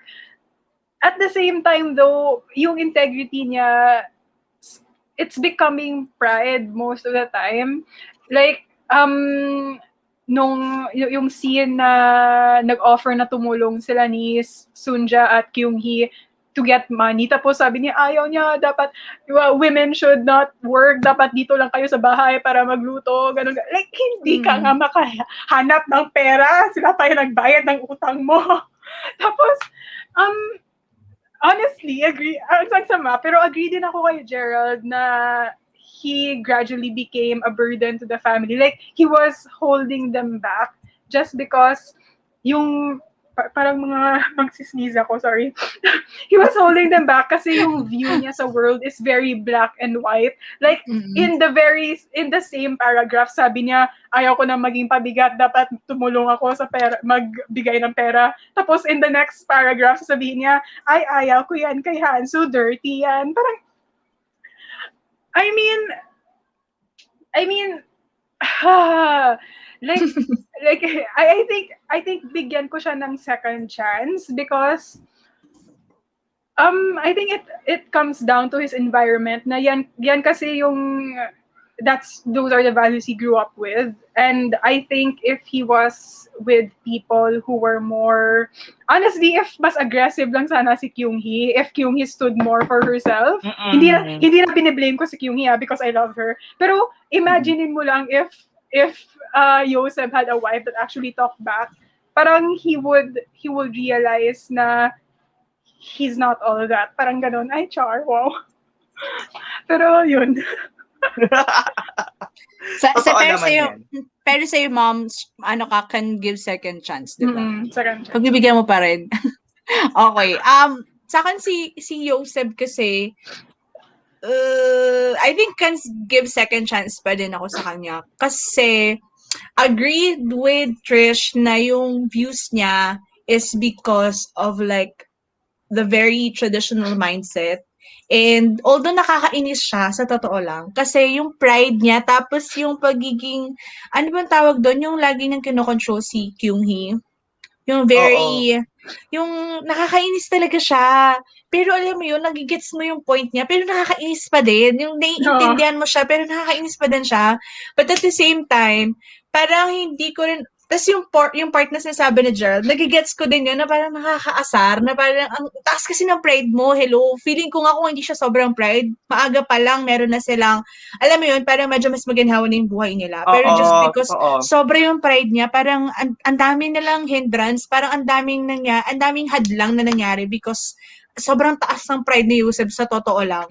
Pero also, I get alam mo yung common theme or common character kapag mahirap yung character sa isang teledrama. Yung parang sasabihin nila na, ano yan, dignidad ko na lang ang meron ako. Yung parang yung parang pride na lang ang meron ako para, alam mo yun, wala akong pera, wala akong salapi, pero dignidad na lang yung meron ako. So parang si Yusef yung nakikita kong ganong character na parang sobra yung paninindigan niya because yun na lang yung meron siya. And I understand that, but at the same time, it's so frustrating to read. And although Yusef is not my favorite character, as in hindi talaga, I understand this character. Parang kaya ko ba siyang patawarin at sabi ko, sana sa next life niya hindi ganun kahirap yung buhay niya kasi sobrang malas niya talaga, guys. Parang hindi ko na, kasi parang feeling ko sa lahat, ang malas niya kaya, buo, at sa buhay pa siya ng matagal-tagal ha. So parang, sobrang malas talaga ng character ni Jose. Parang, Bad luck, Joseph, talaga. Bad parang luck, alam mo yung Joseph. underprivileged na nga kayo, tapos ang dami pang nangyayari sa'yo, yun, si Joseph yun. Parang hindi ka na talaga pinaano ni God, parang hindi ka na niya Hindi siya pinag-take paborito ng ni God. break. Hindi ka na binigyan ng pagbangon. Kumbaga, Parang puro literally. bugsak-bugsak ka lang. Tapos dumating sa point, pero alam nyo, na-realize ko din yung character ni Joseph is also an important representation kasi di ba parang the beginning of the book or ng story, parang pinoportray niya na only men can do this, only men can do that because we're men. Like, parang kami yung haligi ng tahanan. So parang women, hindi kayang gawin lahat ng women. Tsaka ano sasabihin ng mga tao, blah, blah, blah. And then, nag-end up yung story niya na nakadepende siya sa lahat ng babae sa buhay niya. So parang, Yes, biggest bitch! comeback, yeah. Sabi mo tungkol sa aming mga babae. So parang nakita ko kung gaano ka-importante yung representation ng character niya. And doon ko na-realize na, oo nga, no? Kasi kung hindi ka naman kasi masyadong patriarchal before, kung hindi ka masyadong sexist dati, baka kasi nag-gets mo yung importance ng mga babae sa buhay mo. So yung parang ang galing lang, parang na-amaze ako nung na-realize ko yun. But anyway, si Joseph sa akin, I can still give him a second chance kasi hindi ko naman ganun kalala. Siguro yung pride lang niya, bawas-bawasan niya ng konti, no? Kasi nakakabuisit talaga eh, sa totoo lang. But anyway, let's move on. Natawa ako sa haligi ng pamilya kasi, Di ba? kasi Lalo na nung, he survived a nuclear bomb, pero nahulugan siya ng haligi. nahulugan siya ng haligi. Haligi! Like Haligi the ng literal, pamilya talaga. like Saka the sobrang literal malas wall. niya. Sobrang malas Imagine, talaga di niya. ba? Parang kompleto yung katawan mo, wala kang damage ng nuclear bomb. Tapos, first time mong lumabas after the nuclear bomb, biglang bugsh! Bugsh! Girl! Nasunog siya. Literal, di ba? Sabi niya, first time ever na lumabas si Joseph, biglang tinamaan siya ng ang malas ni Kuya. Ang malas niya. Nakakaawa din siya, pero at the same time, kasi nakakainis siya nung una, so parang, di mo alam kung ano na mararamdaman ko kay Joseph. Maawa ba ako sa kanya? May ano ko. Pero yun. Tapos, pero feeling ko kasi si Joseph, kahit pa paano, nagkaroon siya ng realization, yung end ng story niya. So, parang kahit pa paano, na-redeem ng konting-konti sa akin. So, pwede ko pa siya bigyan ng chance. Anyway, let's move on kay Kyung-hee. Kay Auntie Kyung-hee. Oh my God. Alam mo, feeling ko, isa si Kyung-hee sa mga underrated na character sa book. Alam mo yon, yung parang sana may nag-shed pa tayo ng konting light sa kanyang character. Kasi ang ganda din ng art niya. Pero yun, sa akin, Nothing to Forgive, I love her character so much. Gusto ko, parang, kung si Sunja may mga pagkakamali sa buhay, si Kyung-hee parang wala talaga. Parang santa. Ganun. Parang santa siya. Para siya Wala si Mama talaga. Mary. Parang siya si Mama Mary. Diba? Parang sobrang, oh my God, sobrang righteous niya. Tapos sobrang ang obedient niya bilang wife. Tapos sobrang loyal niya. Hindi ko na alam. Walang masamang tinapay yung character ni Sobrang ganda niya, Walang diba? mold. Yeah, Kanya na ang lahat. Oo. Ganda niya kahit na matanda na siya. May nag-aagusto pa rin sa kanya. Kyung-hee girl! Ayun. Okay. Meron bang iba ang sagot? Trish, Nothing to Forgive? Unforgivable? Nothing to Forgive si Kyung-hee. Personally, hindi ako nag-agree sa ibang values niya. At minsan naano ako sa meekness niya. But she is still a strong woman in her right. Like, ako strong ako in a different way. Kyung-hee is strong in a different way. And parang is a portrayal of strength that is different. Parang hindi siya aggressive, but she is still strong. Parang ganon. She knows what she believes in, and she will stand by that. True. And also, sobrang naging laking role niya para sa akin, para sa mental health siguro ni Sunja. Di ba? Parang yung dynamics kasi nila, nung simula nang dumating si Sunja sa buhay ni Kyung-hee at nung dumating si Kyung-hee sa buhay ni Sunja, parang naging sandalan na nila yung isa't isa, di ba? In a way, talagang hanggang sa pagtanda nila. Kaya, for me, ikaw na, Kyung-hee, the best ka. Kyung-hee, the best ka. Kyung-hee, nasa na lahat talaga. Maliban sa magbuting asawa. Yun lang yung malas. Maliban sa mabuting asawa. Pero yun lang talaga yung masasabi namin sa iyo, ano. Sige, bago tayo pumunta sa mga younger generations, sa inyo si Chang-ho, si Kim Chang-ho, yung nagkagusto kay Kyung-hee? Yung may-ari ng restaurant na tao ni Hans. Oh my Okay, si God. Kim Chang, mabilis lang si Kim Chang Ho. Actually, in-insert ko lang siya dito. Kanina wala talaga siya. Si, Naisip ko lang. si Kim Chang-ho na si Kim Chang-ho na hinahaplos-haplos ang sarili sa tuwing malamig ang gabi. Oh my God. Alam mo, yung ang tragic ng love story ni Kim Chang Ho kasi gusto niya si Kyung Hee but also gusto niya yun si Yosef. Like, ayaw niya saktan si Yosef kasi Oo. friends din sila. Pero mahal niya rin si Kyung Hee. Like, anong gagawin mo? True. Kaya sa akin, nothing to forgive si Kim Chang Ho kahit na tao siya ni Hansu. Parang, ang innocent pa din niya, tapos parang ang pure niya. Parang ganun. Oo. Sobrang bait. Tsaka yung paghawak niya sa sarili niya, ganun talaga eh. Tawag ng laman. Paghawak sa sarili. Hindi, tsaka nandun sila sa taniman ng patatas. Talagang siya rin yung nag-take ng Very role ni sayang. Joseph. Nakatulong ng pamilya as lalaking katulong ng pamilya noong panahon na yun. So, ang laki din ng role ni Kim Chang-ho sa buhay nila ha. Pero ang tragic lang talaga nung naging end. But, Kaya Kim nga. Chang-ho, if you're still there, hit me up. Kim Chang Ho, kung buhay ka pa. May second chance ka sa akin. Ayun, second chance ka sa akin, girl. Kahit yung hiwag na umasa. Yung Grabe, mag-group ka na grabe. lang dyan. Amen. Oo, Pero yun, true. nothing to forgive talaga si Kim Chang-ho. Ako din, same. Parang ang pure lang talaga. Okay, let's move on to the younger generations dito. Tapos yung mga least, parang exposure ng mga characters. Kung may time pa tayo mamaya. Anyway, let's move on to Noah. Ayan, si Noah na. Ay, Diyos ko Lord. Ito, nahirapan din ako kung anong sasabihin ko kay Noah. Hindi ko talaga alam. Sige, mauna na yung merong opinion dyan. Wala pa akong opinion. Sige, Gayain ko na lang kayo. Ako yung... Okay, Moms, go. I think I'm going to talk about Noah mostly sa context after he found out about Hansu. Kasi I was thinking na baka I was too unfair to Noah kasi na-realize ko kanina, naka-age pala natin si Noah by the time he found out about Hansu. So I was thinking na imagine being 27 tapos nalaman mo na you're not the person that you thought you were, yung your family was not the family you thought they were. Tapos with very little context or without context siguro, nasa side ako ni Noah. But alam ko kasi yung context na nakita ko yung buhay ni Sunja, nakita ko how she lived her life honorably para sa mga anak niya.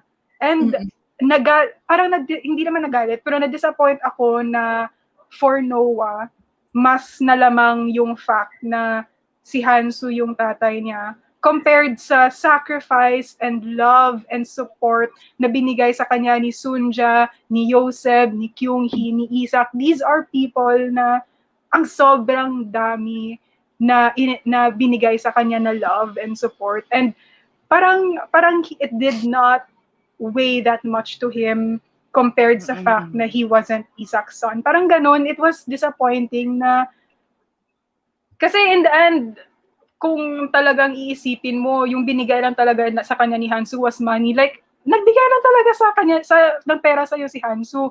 Pero ang nagpalaki sa'yo were these people. You carry their values. And yan na yung masama kasi doon natin na-realize na Yosef was also very influential to Noah dahil yung perspective niya sa world was very black and white. And hindi niya magets na there's context to everything na ganun yung nangyari kay Sunja. Para sa kanya, parang wala lang, disappointing. Parang na-disappoint lang ako sa kanya. Totoo. So ano siya, mapapatawad mo pa siya, hindi na? Oh my God. Ano ba? Can give a second chance na lang ako kasi para kay Sunja. Okay, sige, go. Go, Moms, Gerald. Nga, hindi, na-realize ko sa sinabi ni Trish na parang nga itapon niya yung lahat ng mga pinagdaanan niya together with the people that really loves him simula nung pagkabata siya, that molds him, dahil lang sa isang fact na nalaman niya na si Hansu yung tatay niya is very selfish talaga para sa kanya. And hindi ba niya, ang dali lang kasing itapon ni Noah ang lahat. Alam mo yun, ang dali niya magdesisyon sa mga bagay-bagay without thinking of other people. He's just thinking about himself and also sa mga iisipin ng ibang tao na hindi naman talaga importante sa kanya. Imagine, you have a happy family.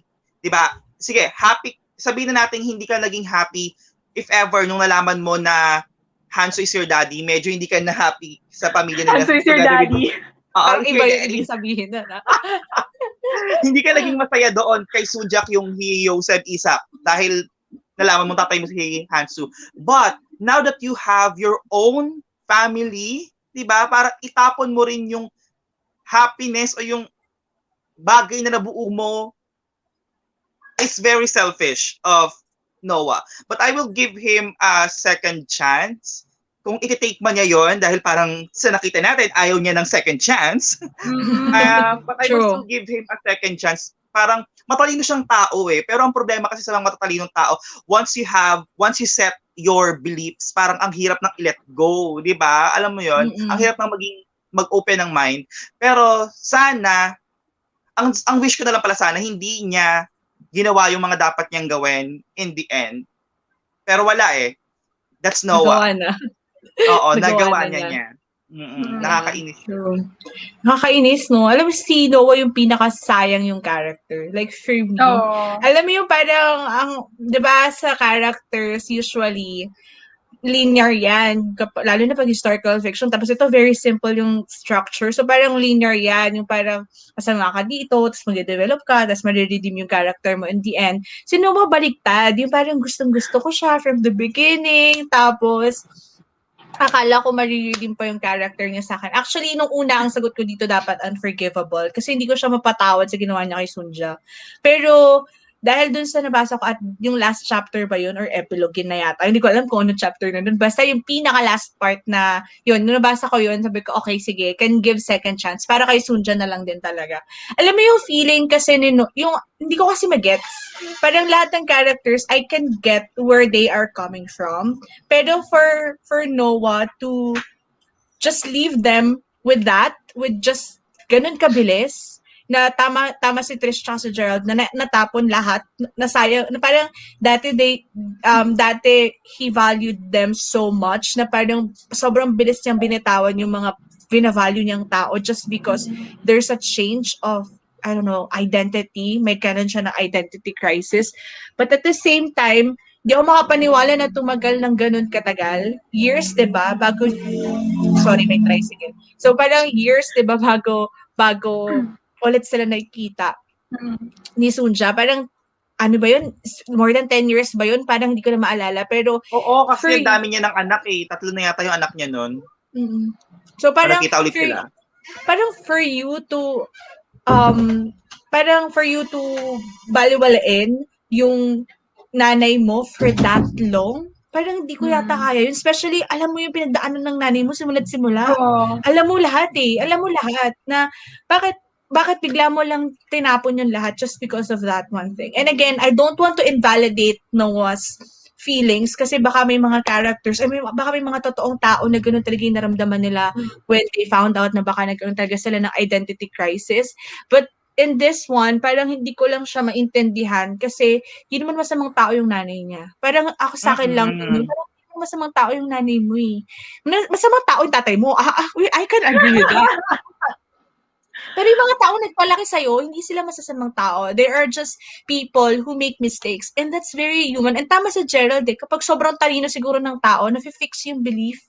Naka-fix yung, na parang black and white lang lahat para sa'yo. Walang gray area. Pag sobrang talino mo siguro, o kaya sobrang, tibay ng conviction mo sa buhay. Pero, ayun, sayang sa akin yung character niya. And I can still give him a second chance. But then again, this kind of characters also made you think na, you know, that there are characters na although you understand them, I don't understand it, but although nagustuhan mo sila, pero later on, there can also be something na biglang magbabago yung pananaw mo about them. And yun yung isa sa mga pinakagusto ko sa book na to, how realistic the characters are. True. Parang the author is not trying you to make, na parang hindi tinatry ng author na mahalin mo tong mga characters na to or i-hate mo sila. She's just simply portraying these characters for you, perhaps for you to resonate with or for you to analyze. Parang ganun yung feeling ko with these characters na parang si Noah, hindi siya nandyan para mahalin ko siya or i-hate ko siya. Andyan siya para makita ko yung representation ng character niya. Parang ganun. Parang ang realistic lang sa akin. So yun, True. so si Noah, second chance pa din. Pero tulad nga na sabi ni Gerald, parang ayaw naman niya ng second chance. So, sige na. Oo. Ayaw niya. Ang tanong, tatanggapin ba niya ang second chance bilang Ako, yung nanay nga niya, di niya tinanggap eh. Tayo Oh pa. my God! Oh my God! Ang sakit! True, di di ba? ba? At ito pa, at the last moment, pinaasa niya ang nanay niya. Binigyan niya ng Oh, falsehood Oh my ang God! Oh nanay my niya. God! Yes, Di yes. ba? Imagine Noah, the why? happiness of Sunja after nung meeting nila. Talagang napakwento siya kay Hansu, kahit na medyo galit siya kay Hansu, napachika siya ng mga nangyari sa pagkita nila. And also, Noah? excited na siya sa pagdalaw ni Hansu sa bahay nila. Tapos, oh my God. I know what, di ba? hindi Parang, okay. Ikaw talaga, yun yung pinaka na heartbreak. Isa oo. sa mga pinaka heartbreaking scenes for me. Tapos sobrang, alam niyo may part doon na si Sunja sinabi niya na, parang last part na yata yun ng book na sinabi niya na yung buhay niya, kung titingnan niya daw yung buhay niya, parang it's always been about her sons. Parang walang Mm-mm. way yung mga lalaki sa buhay niya, si Isak at saka si Hansu. Walang wala yung timbang na yon sa timbang ni Hansu tuloy, ni Noah at saka ni Mozazu sa buhay niya. And for a mother to have that kind of unconditional love, and then ginanon mo lang siya, ay naku, kung kapatid ko si Noah, natapuyong ko na talaga, sinasabi ko talaga. Lahat ko Gusto ko na talaga yan. tampuyong. Sa Ay, Quezon ko lang yun Lord. naririnig. Sa probinsya lang namin yung narinig yung tampuyong. Nakakatuwa naman. Oo, kasi taga-Quezon ako, Ma'am Cher. Taga-Quezon ako, kaya Tagalog tayo. Sorry, Trisha. Sorry. Tapos yung like, ano ba to, yung ganun sa ulo? Ganunin mo, batukan. Binatukan. Okay, next, kapatid ni Noah, si Musasu. Tampuyong. Sorry, Nothing to sa amin, forgive. tapuyungon Sampiga. yun. Alam mo sa yung amin. sampiga? Oh, alam Hindi ko kasi sa... sa inyo, tampuyong, di ba? Sa amin, tapuyungon. Ay, Pero taray. pwede rin Tapuyungan. sa amin, parang walang M, tapuyong, pwede din. Pero parehas lang yung ibig sabihin. Parang batukan. Ganun din, batukan sa inyo, Oo. ibig sabihin. Okay, parang ganun yung ulo. Yan. Ilang puyong. Okay, so meron po tayong bagong natutunan ngayong gabi about Philippine languages. Thank you so much. Okay, sorry, move na tayo kay Mozazu kasi medyo mahaba na itong kwentuhan natin ngayon. Si Mozazu, what is, of course, Mozazu. Okay, medyo complex yung character ni Mozazu in a way on how he was portrayed and yung decisions niya kasi sa life minsan questionable din. But at the same time, talagang naintindihan ko talaga si Mozazu. Parang sobrang genuine niya as a character. Parang sobrang I don't know, parang lahat ng iniisip, parang alam niyo yung kabaliktaran siya ni Noah, na Noah has all this conviction, tapos si Mosasu siya yung parang walang direksyon yung buhay, tapos wala siyang iniisip, wala siyang convictions, kumbaga. Wala siyang standards, parang kahit ano lang, parang go with the flow with the life. Ganun kasi si Mosasu. So, siya yung medyo tamad mag-aral, ganyan, ayaw magbasa, yung mga ganun. But also, questionable yung character din niya at the same time kasi he ran Pachinko, right? Yung Pachinko later on. And yung Pachinko, medyo masama yung image sa Japan. But, what is your rank kay Mozasu, our baby? Sa akin, nothing to forgive. I love his Ako character. rin, nothing to forgive. Kasi yung mga masasama namang ginagawa ng mga tao ay mga nag-relate sa pachinko is hindi naman niya ginagawa, di ba? Parang puro stereotyping lang yung binabato sa kanya. Pero alam niya sa sarili niya na hindi niya ginagawa yun. So nothing to forgive ako kay Moses. Kay Mozasu. Mozasu, I love him. I love his character. Ikaw, Trish, baka may sinanakit ka kay Mozasu. Wala naman. Nothing to forgive ako. Pero yung funny thing is, si Noah all his life was striving to be like Isaac. Tapos si Mozasu, he can't even remember Isaac. Tapos wala siyang similarities with Isaac. But in the end, siya yung naka-achieve ng gusto ni Isaac to provide for his family. True. Oh my gosh. Diba? True. Diba? Yeah. Totoo. Tama. And again, si Mozasu, parang siya yung carefree na kapatid mo na walang direction sa buhay and all that. He even stopped schooling, di ba? High school, hindi siya nakatapos. Hindi siya nakatapos ng high school kasi nga, walang direction yung buhay ni Mozasu. Pero, ewan ko ba, feeling ko kasi may mga tao talaga. Alam mo si Mozasu, siya yung tipo ng tao na dahil wala nga siyang iniisip, yung wala siya masyadong gustong paniwalaan sa buhay niya, sobrang bilis lang parang alam mo yun, parang siyang empty na baso na sobrang bilis lang niyang lagyan ng tubig kasi walang laman eh, 'di ba? Parang hindi naman sinasabi kung wala siyang utak, 'di ba? What I'm trying to say is that, kumbaga, kung titingnan mo yung depth, kung titingnan mo yung depth ni Musasu, tawa siya, girl. Hindi ko sinasabing wala siyang utak or stupid siya. Pero kung titingnan mo yung depth ni Musasu, sobrang babaw lang niyang tao. And siguro Ang dahil dali niyang sobrang i-develop, kumbaga. yes, yung parang ang dali Oo. niyang i-mold. Ang dali niyang Oo. i-mold. Parang gano'n. Oh my God, bakit sabi ko walang, pwede namang clay. Wala naman. I'm sorry. Okay. Ang harsh. Musasu, I didn't mean to offend you. Wala akong masamang ibig sabihin doon, sir. I'm sorry. I respect you. But anyway, ayun. Tsaka diba, siya yung talagang nag-strive hard talaga sa buhay. Parang ang ganda talaga ng development. Naku, mayaman, Oo, hindi siya mayaman. ma-pride. Hindi siya ma-pride. True. Wala siyang take. Parang he doesn't give a fuck kung ano yung sabihin sa kanya ng ibang tao. As long as alam niya na tama yung ginagawa niya. Oo, Yun. kasi 'di ba, yung anak niya no, nung sinabi ni Solomon, spoiler ba 'to, na parang hindi na niya gustong i-pursue yung gusto ipa-pursue ni Musasu. Parang Mm. binigyan niya lang ng one last chance yung anak niya na mag-change ng mind. Parang, sigurado ka ba dyan? Kasi parang ito talaga yung gusto sa'yo ng mami. Parang ito yung gusto ng mama mo sa'yo, ito yung gusto ko sa'yo. Pero nung sinabi ng anak niya na, ayoko talaga pa. Ito, paano to? Paano to nagwo-work? Gusto ko tong matutunan. Tinuruan niya, di ba? Parang ang Tama. accepting niya sa change na hindi Tama. naman nawala si Noah. They are very complete opposite talaga. Sobra. Oh, No? alam mo, na-realize ko rin yan pala, na parang si Musasu yung tipo ng tao na hindi siya nagpapadala sa pressure ng society. Ang importante sa kanya, yung family niya, ma-feed niya yung family niya. Wala akong pakialam kung anong tingin niyo sa akin, basta ito, pinapakain ko yung pamilya ko mula sa mabuting galing sa tawag dito, malinis na pera. Hindi naman ako gumagawa ng masama. Nagbabayad ako ng tax ko. Binabayaran ko lahat ng empleyado ko. Sobrang caring niya. So parang he doesn't really give a fuck. I think one of the most parang well-developed character arc na hindi ko unexpected sa akin si Musasu. Kasi parang akala ko dati si Noah talaga yung parang center. Magka-thrive, di ba? Yeah. Kasi parang basag ulo si Mozasu Parang siya yung Ayun, pinaka-problema ng yung ulo pamilya. niya. Di Oo nga ba? pala. Yeah. Pero, yun yung flaw niya. Oo, in the end, siya pa yung parang matured dun sa mga sitwasyon na binigay. So, yeah. Yeah. So sana walang nanonood. Sana yung mga nanonood nabasa na nila yung Pachinko. Kasi medyo magugulat kayo. I mean, ma-spoil na kayo sa mga sinasabi namin.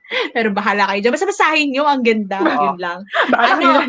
Okay. Siguro na lang, mabilisan na lang tong iba para matapos na rin tayo. Mas madami naman tayo pinag-uusapan. Okay, Akiko. Akiko yung girlfriend ni Noah. Wala nang ano lang. Go. Go, Trish. Unforgivable. Same. Unforgivable. Pinifetishize. Basta yun. Just na correct answer. Performative si ate girl. Yeah, performative activism. Pinifetishize niya si Noah. Noah. So, no for me. It's a no. True. Yumi. Si Yumi, asawa ni Musasu na nanay ni Solomon. Can give a second chance. Ako, nothing to forgive. Parang wala siyang ginawang masama for me. Masyado lang siyang Americanize yung utak niya. Yun lang. Parang gusto niya lang, America, ganun. Pero kasi feeling ko kaya niya gusto mag-America kasi feeling niya mag-iiba yung buhay nila compared sa naranasan sa Japan. Alam mo yun? Parang gusto niya kasi makalaya sa lahat ng mga discrimination. Pero, Yumi, the best ka. The best ka. Pero sa nothing to forgive sa akin. Tapos lalo na nung revelation ng part, bago mag-end yung story niya, yung revelation ng part ng history ng family niya, na-touch talaga ako sa scene nila ni Sunja. Oh my gosh. Yun. Etsuko, the girlfriend of Musasu. Yung after na. Hindi ko pa na-meet. Hindi daw na-meet ni Trish. After yung na yung nanay ni Hana. Yeah, yung nanay ni Hana. Etsuko, Okay. Montana? Yeah, nanay ni Hana. Joke. can can give second chance ako na parang nabigyan nila naman talaga siya ng second chance sa story. Kasi di ba parang True. ang sama din ng ginawa niya sa pamilya niya, kaya naman galit na galit din si Hana sa kanya. Pero ang bait niya kay Solomon, ang bait niya sa pamilya ni Mozasu. So parang at that book, parang in this book, nabigyan na rin siya ng second chance naman din talaga. True. Ako din, can give second chance. I mean, kung na-realize niya naman yung mga ginawa niya dati at nagbago siya, she deserves second chance. Si Trish, di pa niya na-meet si Etsuko. Si Hana. Pass din ako. Ano si Hana sa'yo, Gerald? Sa akin parang medyo unforgivable na can give second chance. Hindi ko alam. Parang feeling ko unforgivable siya sa akin. Para sa akin din unforgivable siya kasi hindi ko rin alam kung kapag binigyan ba siya ng second chance, it will be worth it. Kasi di ba parang chine-chase, sa story, chine-chase na siya ng second chance, di ba? Chine-chase na siya ng... Oh my God! Pero hindi niya ginagrab until it's too late, di ba? Yes, oh my God. Hana is also one of the most frustrating characters for me. Kasi parang, girl, ayan na sa harapan mo. Ano pa ba ang hinahanap mo? Parang ganun. My God, okay. Okay, nainis ako. Wag na natin magsama si Trish. Di ba yun si Hana? Oh my God. Sino pa ba yung kailangan dito? Okay, si Solomon muna. Tapos last na yung dalawa. Okay, Solomon. Nothing to forgive ako kay Solomon. Same, Solomon nothing is to forgive. very sweet. Innocent, pure, ganyan. Bata talaga. Sobrang bata siya sa isip ko as in like child talaga. Si Goro. Goro is the one who taught Mozasu about Pachinko. Nothing to forgive. Nothing to Same, forgive. I like Goro. Ako din. Okay, last na. Last character. This is a side character but also has one of important commentary about their culture. Haruki. Si Haruki yung kaibigan ni Mozasu sa school na naging police, na naging detective. Na alam nyo na ang history ni Haruki. Wait lang, Trish, nabasa mo na ba kung ano nangyari kay Haruki? Wala pa yata. Pero kilala mo si Haruki. Pero alam mo yung secret ni Haruki? Secret ni Haruki? Alam mo ba yung secret niya? Ha? Tama ba ko? Basta yung secret niya. Na kung ba't siya lumayo ng konti kay Mozasu, ganyan. Oo. Yun. Pero alam mo yun. Alam mo naman pala. Yun. Sige, ano si Haruki sa inyo? Oh my God. Nung nabasa ko yung scene na yun, yung sa asawa niya, oh my God talaga. Oh my God. Ang conflicted. Ang conflicted. Parang para sa akin, hindi ko mapili yung nothing to forgive kasi meron siyang kasalanan na dapat i-acknowledge, di ba? Para sa akin siguro can give second chance na lang at yung second chance na yun is sana mabukan niya ang pakpak. Ganon. Para sa akin. Pero wag ganun siya. Sure. Kumbaga metamorphosis. Ganon. Yeah, tama. Sa akin din, can give second chance ako. Kasi although gusto ko yung character niya, pero hindi ko rin kasi kayang palampasin yung ginawa niya. So parang, yun. Hindi ko na lang sabihin, basta baka hindi pa nabasa ni Trish eh. Yun lang. Haruki sa'yo, ma'am. Wala pa naman siyang ginagawa sa part na nabasa mo. So ano siya sa'yo? Hindi ko alam kasi kung anong part yun. Parang may gigage ko sa sinasabi niyo. So, para safe, can give second chance na lang. Pero actually, hindi ko rin talaga. Chapter 6 sa part 3. Yun yung Wala part pa talaga ako dyan. Si Ayame yung wife niya. Yun, wala pa siguro si Trish. Chapter 4 anyway. Sige. Okay, so actually, guys, 1 hour and 37 minutes na tayo. So that's lang, kasi ang haba din naman itong libro na to. Yes. Talagang valid naman siya. At saka kung talagang yung mga hindi nabasa, tapos nag-out na, okay lang sa amin yun, guys. Kahit balikan nyo na lang tong discussion na to pag nabasa nyo na. Ayaw namin kayo ma-spoil. Ayaw namin ma-take ang experience away from you. Last question na to, just to end everything and just to conclude our discussion. I think this is important in a way that siguro we could agree that we've learned so much from this book. Just going to give like a little bit context from Minjin Lee kasi yun nga, chinika niya yun sa akin earlier bago tayo mag-start na yung inspiration niya dito sa book na to is because there was a point in her life na she realized na meron pala talagang mga Koreans na natrap sa Japan during the Korean occupation, Japanese occupation in Korea, tapos hindi sila makabalik. Wala silang choice, wala silang chance bumalik kasi nire-rebuild pa lang yung Korea, tapos 'di ba naghiwalay yung North at saka South Korea during that time as well. So wala Mm-mm. silang choice na, wala silang chance na bumalik dun sa bansa nila. That's why they chose to stay in Japan even though they don't like kasi hindi yun yung motherland nila. And then, hindi alam yun ni Min Jin Lee, tapos nalaman lang niya nung college siya. Doon nag-start yung kwento Pachinko. nitong Pachinko. Tapos, merong part doon sa book wherein, merong nag-suicide. Naalala niyo yun? Yung batang nag-suicide na Oo. tumalon siya sa roof Ah. ng bahay nila. Kasi Tapos, binubuli. kasi binubuli siya. Yun yung kwento na nalaman ni Min Jin Lee nung college siya. May nag-share sa kanya yon. Tapos, it's a story. It's a real story, by the way. It's about a Korean kid who really killed himself because binubuli siya for being an immigrant. So, doon nag-start yung inspiration niya about this book. And, nilagay lang niya yun doon ng very slight. Pero ang kanyang goal dito is for us to be aware sa mga Korean Japanese, yung mga Korean ethnically pero culturally Japanese sila. And bakit sila napunta sa Japan for such a long time. So yun lang yung background ni Min Jin Lee doon kasi gusto ko i-share kasi sabi ni Min Jin Lee sabihin ko daw sa inyo. Kaya share ko Oo. na lang sa inyo. So yun yung context ng kanyang libro kasi nag-isip din ako bakit ba niya sinulat na napakahaba. Anyway, si Min Jin Lee pala, Korean Americans, parang nagigets niya yung point of view nilang lahat. And 30 years niya itong sinulat, kaya alam nyo na kung ba't siya mahaba. Okay, so kung like by the end of this, what's your biggest takeaway? What's the biggest learning that you've got from this book? Just to end our Mm. discussion. Oh, very Ah. teacher tayo dito. Ako talaga, ang pinaka na-realize ko talaga dito is hindi connected sa pamilya ni Sunja.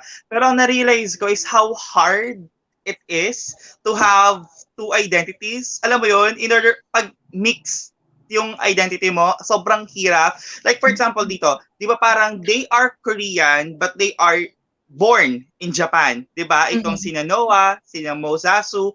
Sobrang hirap para sa kanila kasi parang wala silang solid na identity. Like Korean sila, pinanganak sila sa Japan pero hindi sila maturing na Japanese. Outsider pa rin sila sa True. Japan. Kapag naman pumunta sila sa Korea, hindi rin sila tinuturing na pure Korea kasi galing sila ng Japan. So parang hindi rin sila tanggap doon sa Korea.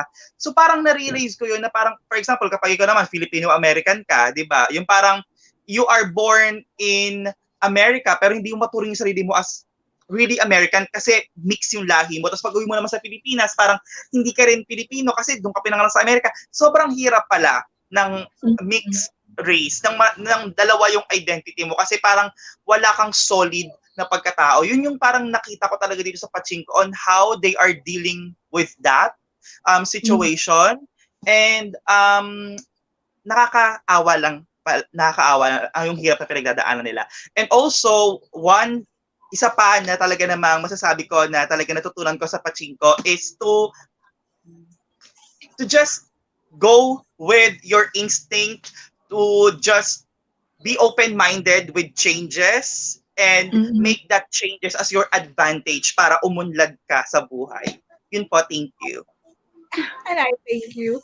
Ganun talaga siya. Actually, yeah. Parang, alam mo, wait lang parang may iniisip ko. Teka lang, ano ba naisip ko kanina? Yung parang mga diaspora, yun yung iniisip ko habang Oo. yung hirap na dinadanas nila, nagigets ko. Parang, ganun yung nararamdaman ng mga diaspora. Ang hirap nun, no? Buti lang, taga-Pilipinas lang tayo. Buti na lang may solid identity tayo. Medyo bakla nga lang din ako talaga, pero pero it's still your identity. So, yeah. Who cares? Okay. Next, Trish, bago natin i-end to, what's your biggest takeaway? Biggest learning? Ako, medyo joke, hindi naman drama. Pero nakuha ko to, na may sinabi si Sunja when nag-confrontation sila ni Noah. Sabi niya, blood doesn't matter.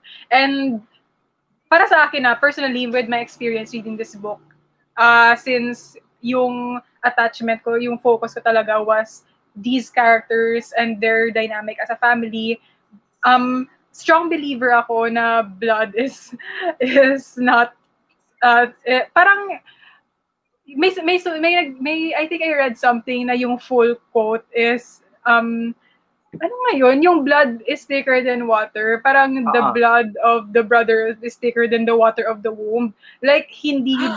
like, blood is not the only thing that makes you family. And evident doon sa mga relationships na na-form ng mga characters with other people. Like, first and foremost, si Isaac, who treated Noah as his own son even though hindi niya kadugo. And Muzazu finding mentorship sa kay Goro. Parang Mm-mm. these relationships na help form them as people. And Mhm. it doesn't just come down to blood parang for you to treat other people as family. Parang ganun. Mm-mm. That's true. True. Ay, ganda nun, parang kung iisipin mo, yung isa sa mga trope dito, nagkaroon sila ng found family, even outside their family. Alam mo Mm-mm. yun? So yeah, that's really nice. For me naman, aside from all the cultural background that I have learned from this, aside lang, syempre ngayon lang ako nakabasa ng isang about sa family na a Korean family na nag-migrate sa isang lugar na kung saan sila pa yung nag-occupy sa bansa nyo. Parang ngayon ko lang nalaman na there are really immigrants. Kaya pala may mga Korean Japanese daw na Korean Japanese na tinatawag ng mga citizens is because of that case or scenario before. And marami daw sila, sabi ni Min Jun Lee. So parang aside from that also, I realized na na-realize ko rin as a reader na there are really books that is not parang there are really books that's not meant for you to just analyze. May mga libro pala talaga na hindi sila nandyan for you to analyze and for you to critic, but it's more like for you to listen, for you to Mm. understand where they are coming from. And there are really characters na hindi sila nandyan either you love or hate them. It's just they're there for a reason and because they would like to represent a certain character or personality in real life. Alam mo yung um I always say this kasi to every book na na-attach ako sa characters na parang binabago din nila ako as a person. Yung parang nadadagdagan yung empathy mo, yung compassion mo, Mm-mm. yung hindi mo alam saan nanggagaling yung pinagdadaanan ng isang tao. So you are going to be more patient and you are going to be more compassionate. And also, tama si Gerald, sinabi niya to nung sa group chat namin na naki-question mo kung kaya mo bang i-forgive ang isang tao or hindi. Ano ba yung limit ng forgiveness mo? And for me, when a book does that to me, it really gives me it really has a strong impact kasi naapektuhan din ako bilang tao. Yung parang nagbabago rin yung perspective mo, nagbabago yung pananaw mo. Yung hindi ka na rin black and white, yung gray area ka na din. Yung parang ganun. So, may ito yung book na parang, for me, it's not something that I could just review i-analyze ko siya. Hindi ko siya kayang i-analyze talaga kung it's a literary piece or not. Hindi siya yung ganong klase ng libro. But it's more like for me, naging learning point ko siya. And ayun nga, as I've said, na test dito kung kaya ko bang mag-forgive ng ganitong klaseng tao or hindi. Kasi nga, very realistic yung mga characters na to. And for me, sobrang effective lang ng author for making me realize this. That's why I really love the book. And that's why I really value this book so much. I think I've learned so much with Korean and Japanese culture, but at the same time, may nakuha ako from the characters, their personality, and their values. So yun, parang ang ganda Agree. lang. Parang ang ganda lang kasi sabi ni Gerald, naki-question mo yung sarili mo dahil sa librong to. So, pag nangyari Mm-mm. na yun, alam mong effective yung libro na yun sa'yo. So, yun yung isa sa mga bagay talaga na nagustuhan ko with Pachinko. And I'm so glad kasi at least napili natin to. Before, wala akong balak basahin to. Pero si Gerald talaga nag-push. Sabi niya, basahin natin yung Pachinko sa February for historical fiction. So, I'm really grateful. If not for this book club, wala talaga. Hindi talaga namin to mabasa. Hindi ko True, talaga siya true. May plus one ka, Gerald. dahil dyan, plus one ka. Ikaw nag-recommend nito. So, yeah. I really, really loved it.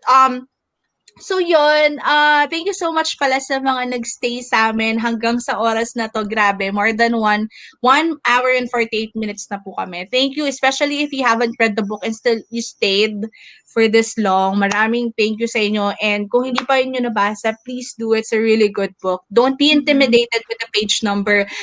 It will fly. Yung oras No, niya promise. Mabilis wala lang yan. talaga. Sobrang bilis lang. So, yeah, True. huwag kayo intimidate. And, ano pa ba?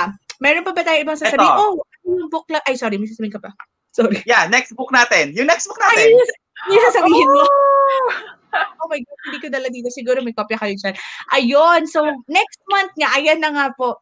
So, next month, since this is our third month, nasabi na namin to, we are going into fantasy naman. So, we're done with this thriller, historical fiction. So, ngayon, fantasy naman tayo for March. It's going to be on Trish channel, which is linked down below. It's going to be These Violent Delights by Chloe Gong. So, this is like, feeling ko historical din to. Di ba 1950s din yan? Yeah, historical and the retelling.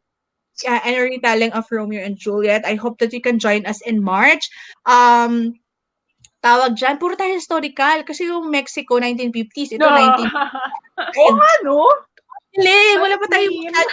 modern, pero next time. Anyway, so yan, This Violent Delights by Chloe Gong in March. And then sa March, abangan nyo ang mga susunod na libro for the next quarter. Kasi next quarter, balik tayo sa thriller, historical fiction, and fantasy ulit. Announce namin sa March kasi finalize pa namin.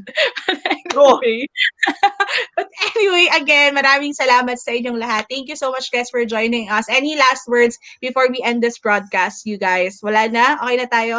Thank you, Sana Rita. makita namin kayo next month ulit. Yes. Yes. Please. Salamat ulit. Basahin niyo yung Pachinko. Bye. Bye! Ay, nag-bye na ako. Bye. At broadcast ko muna, mga kapatid. Wait, hindi pa siya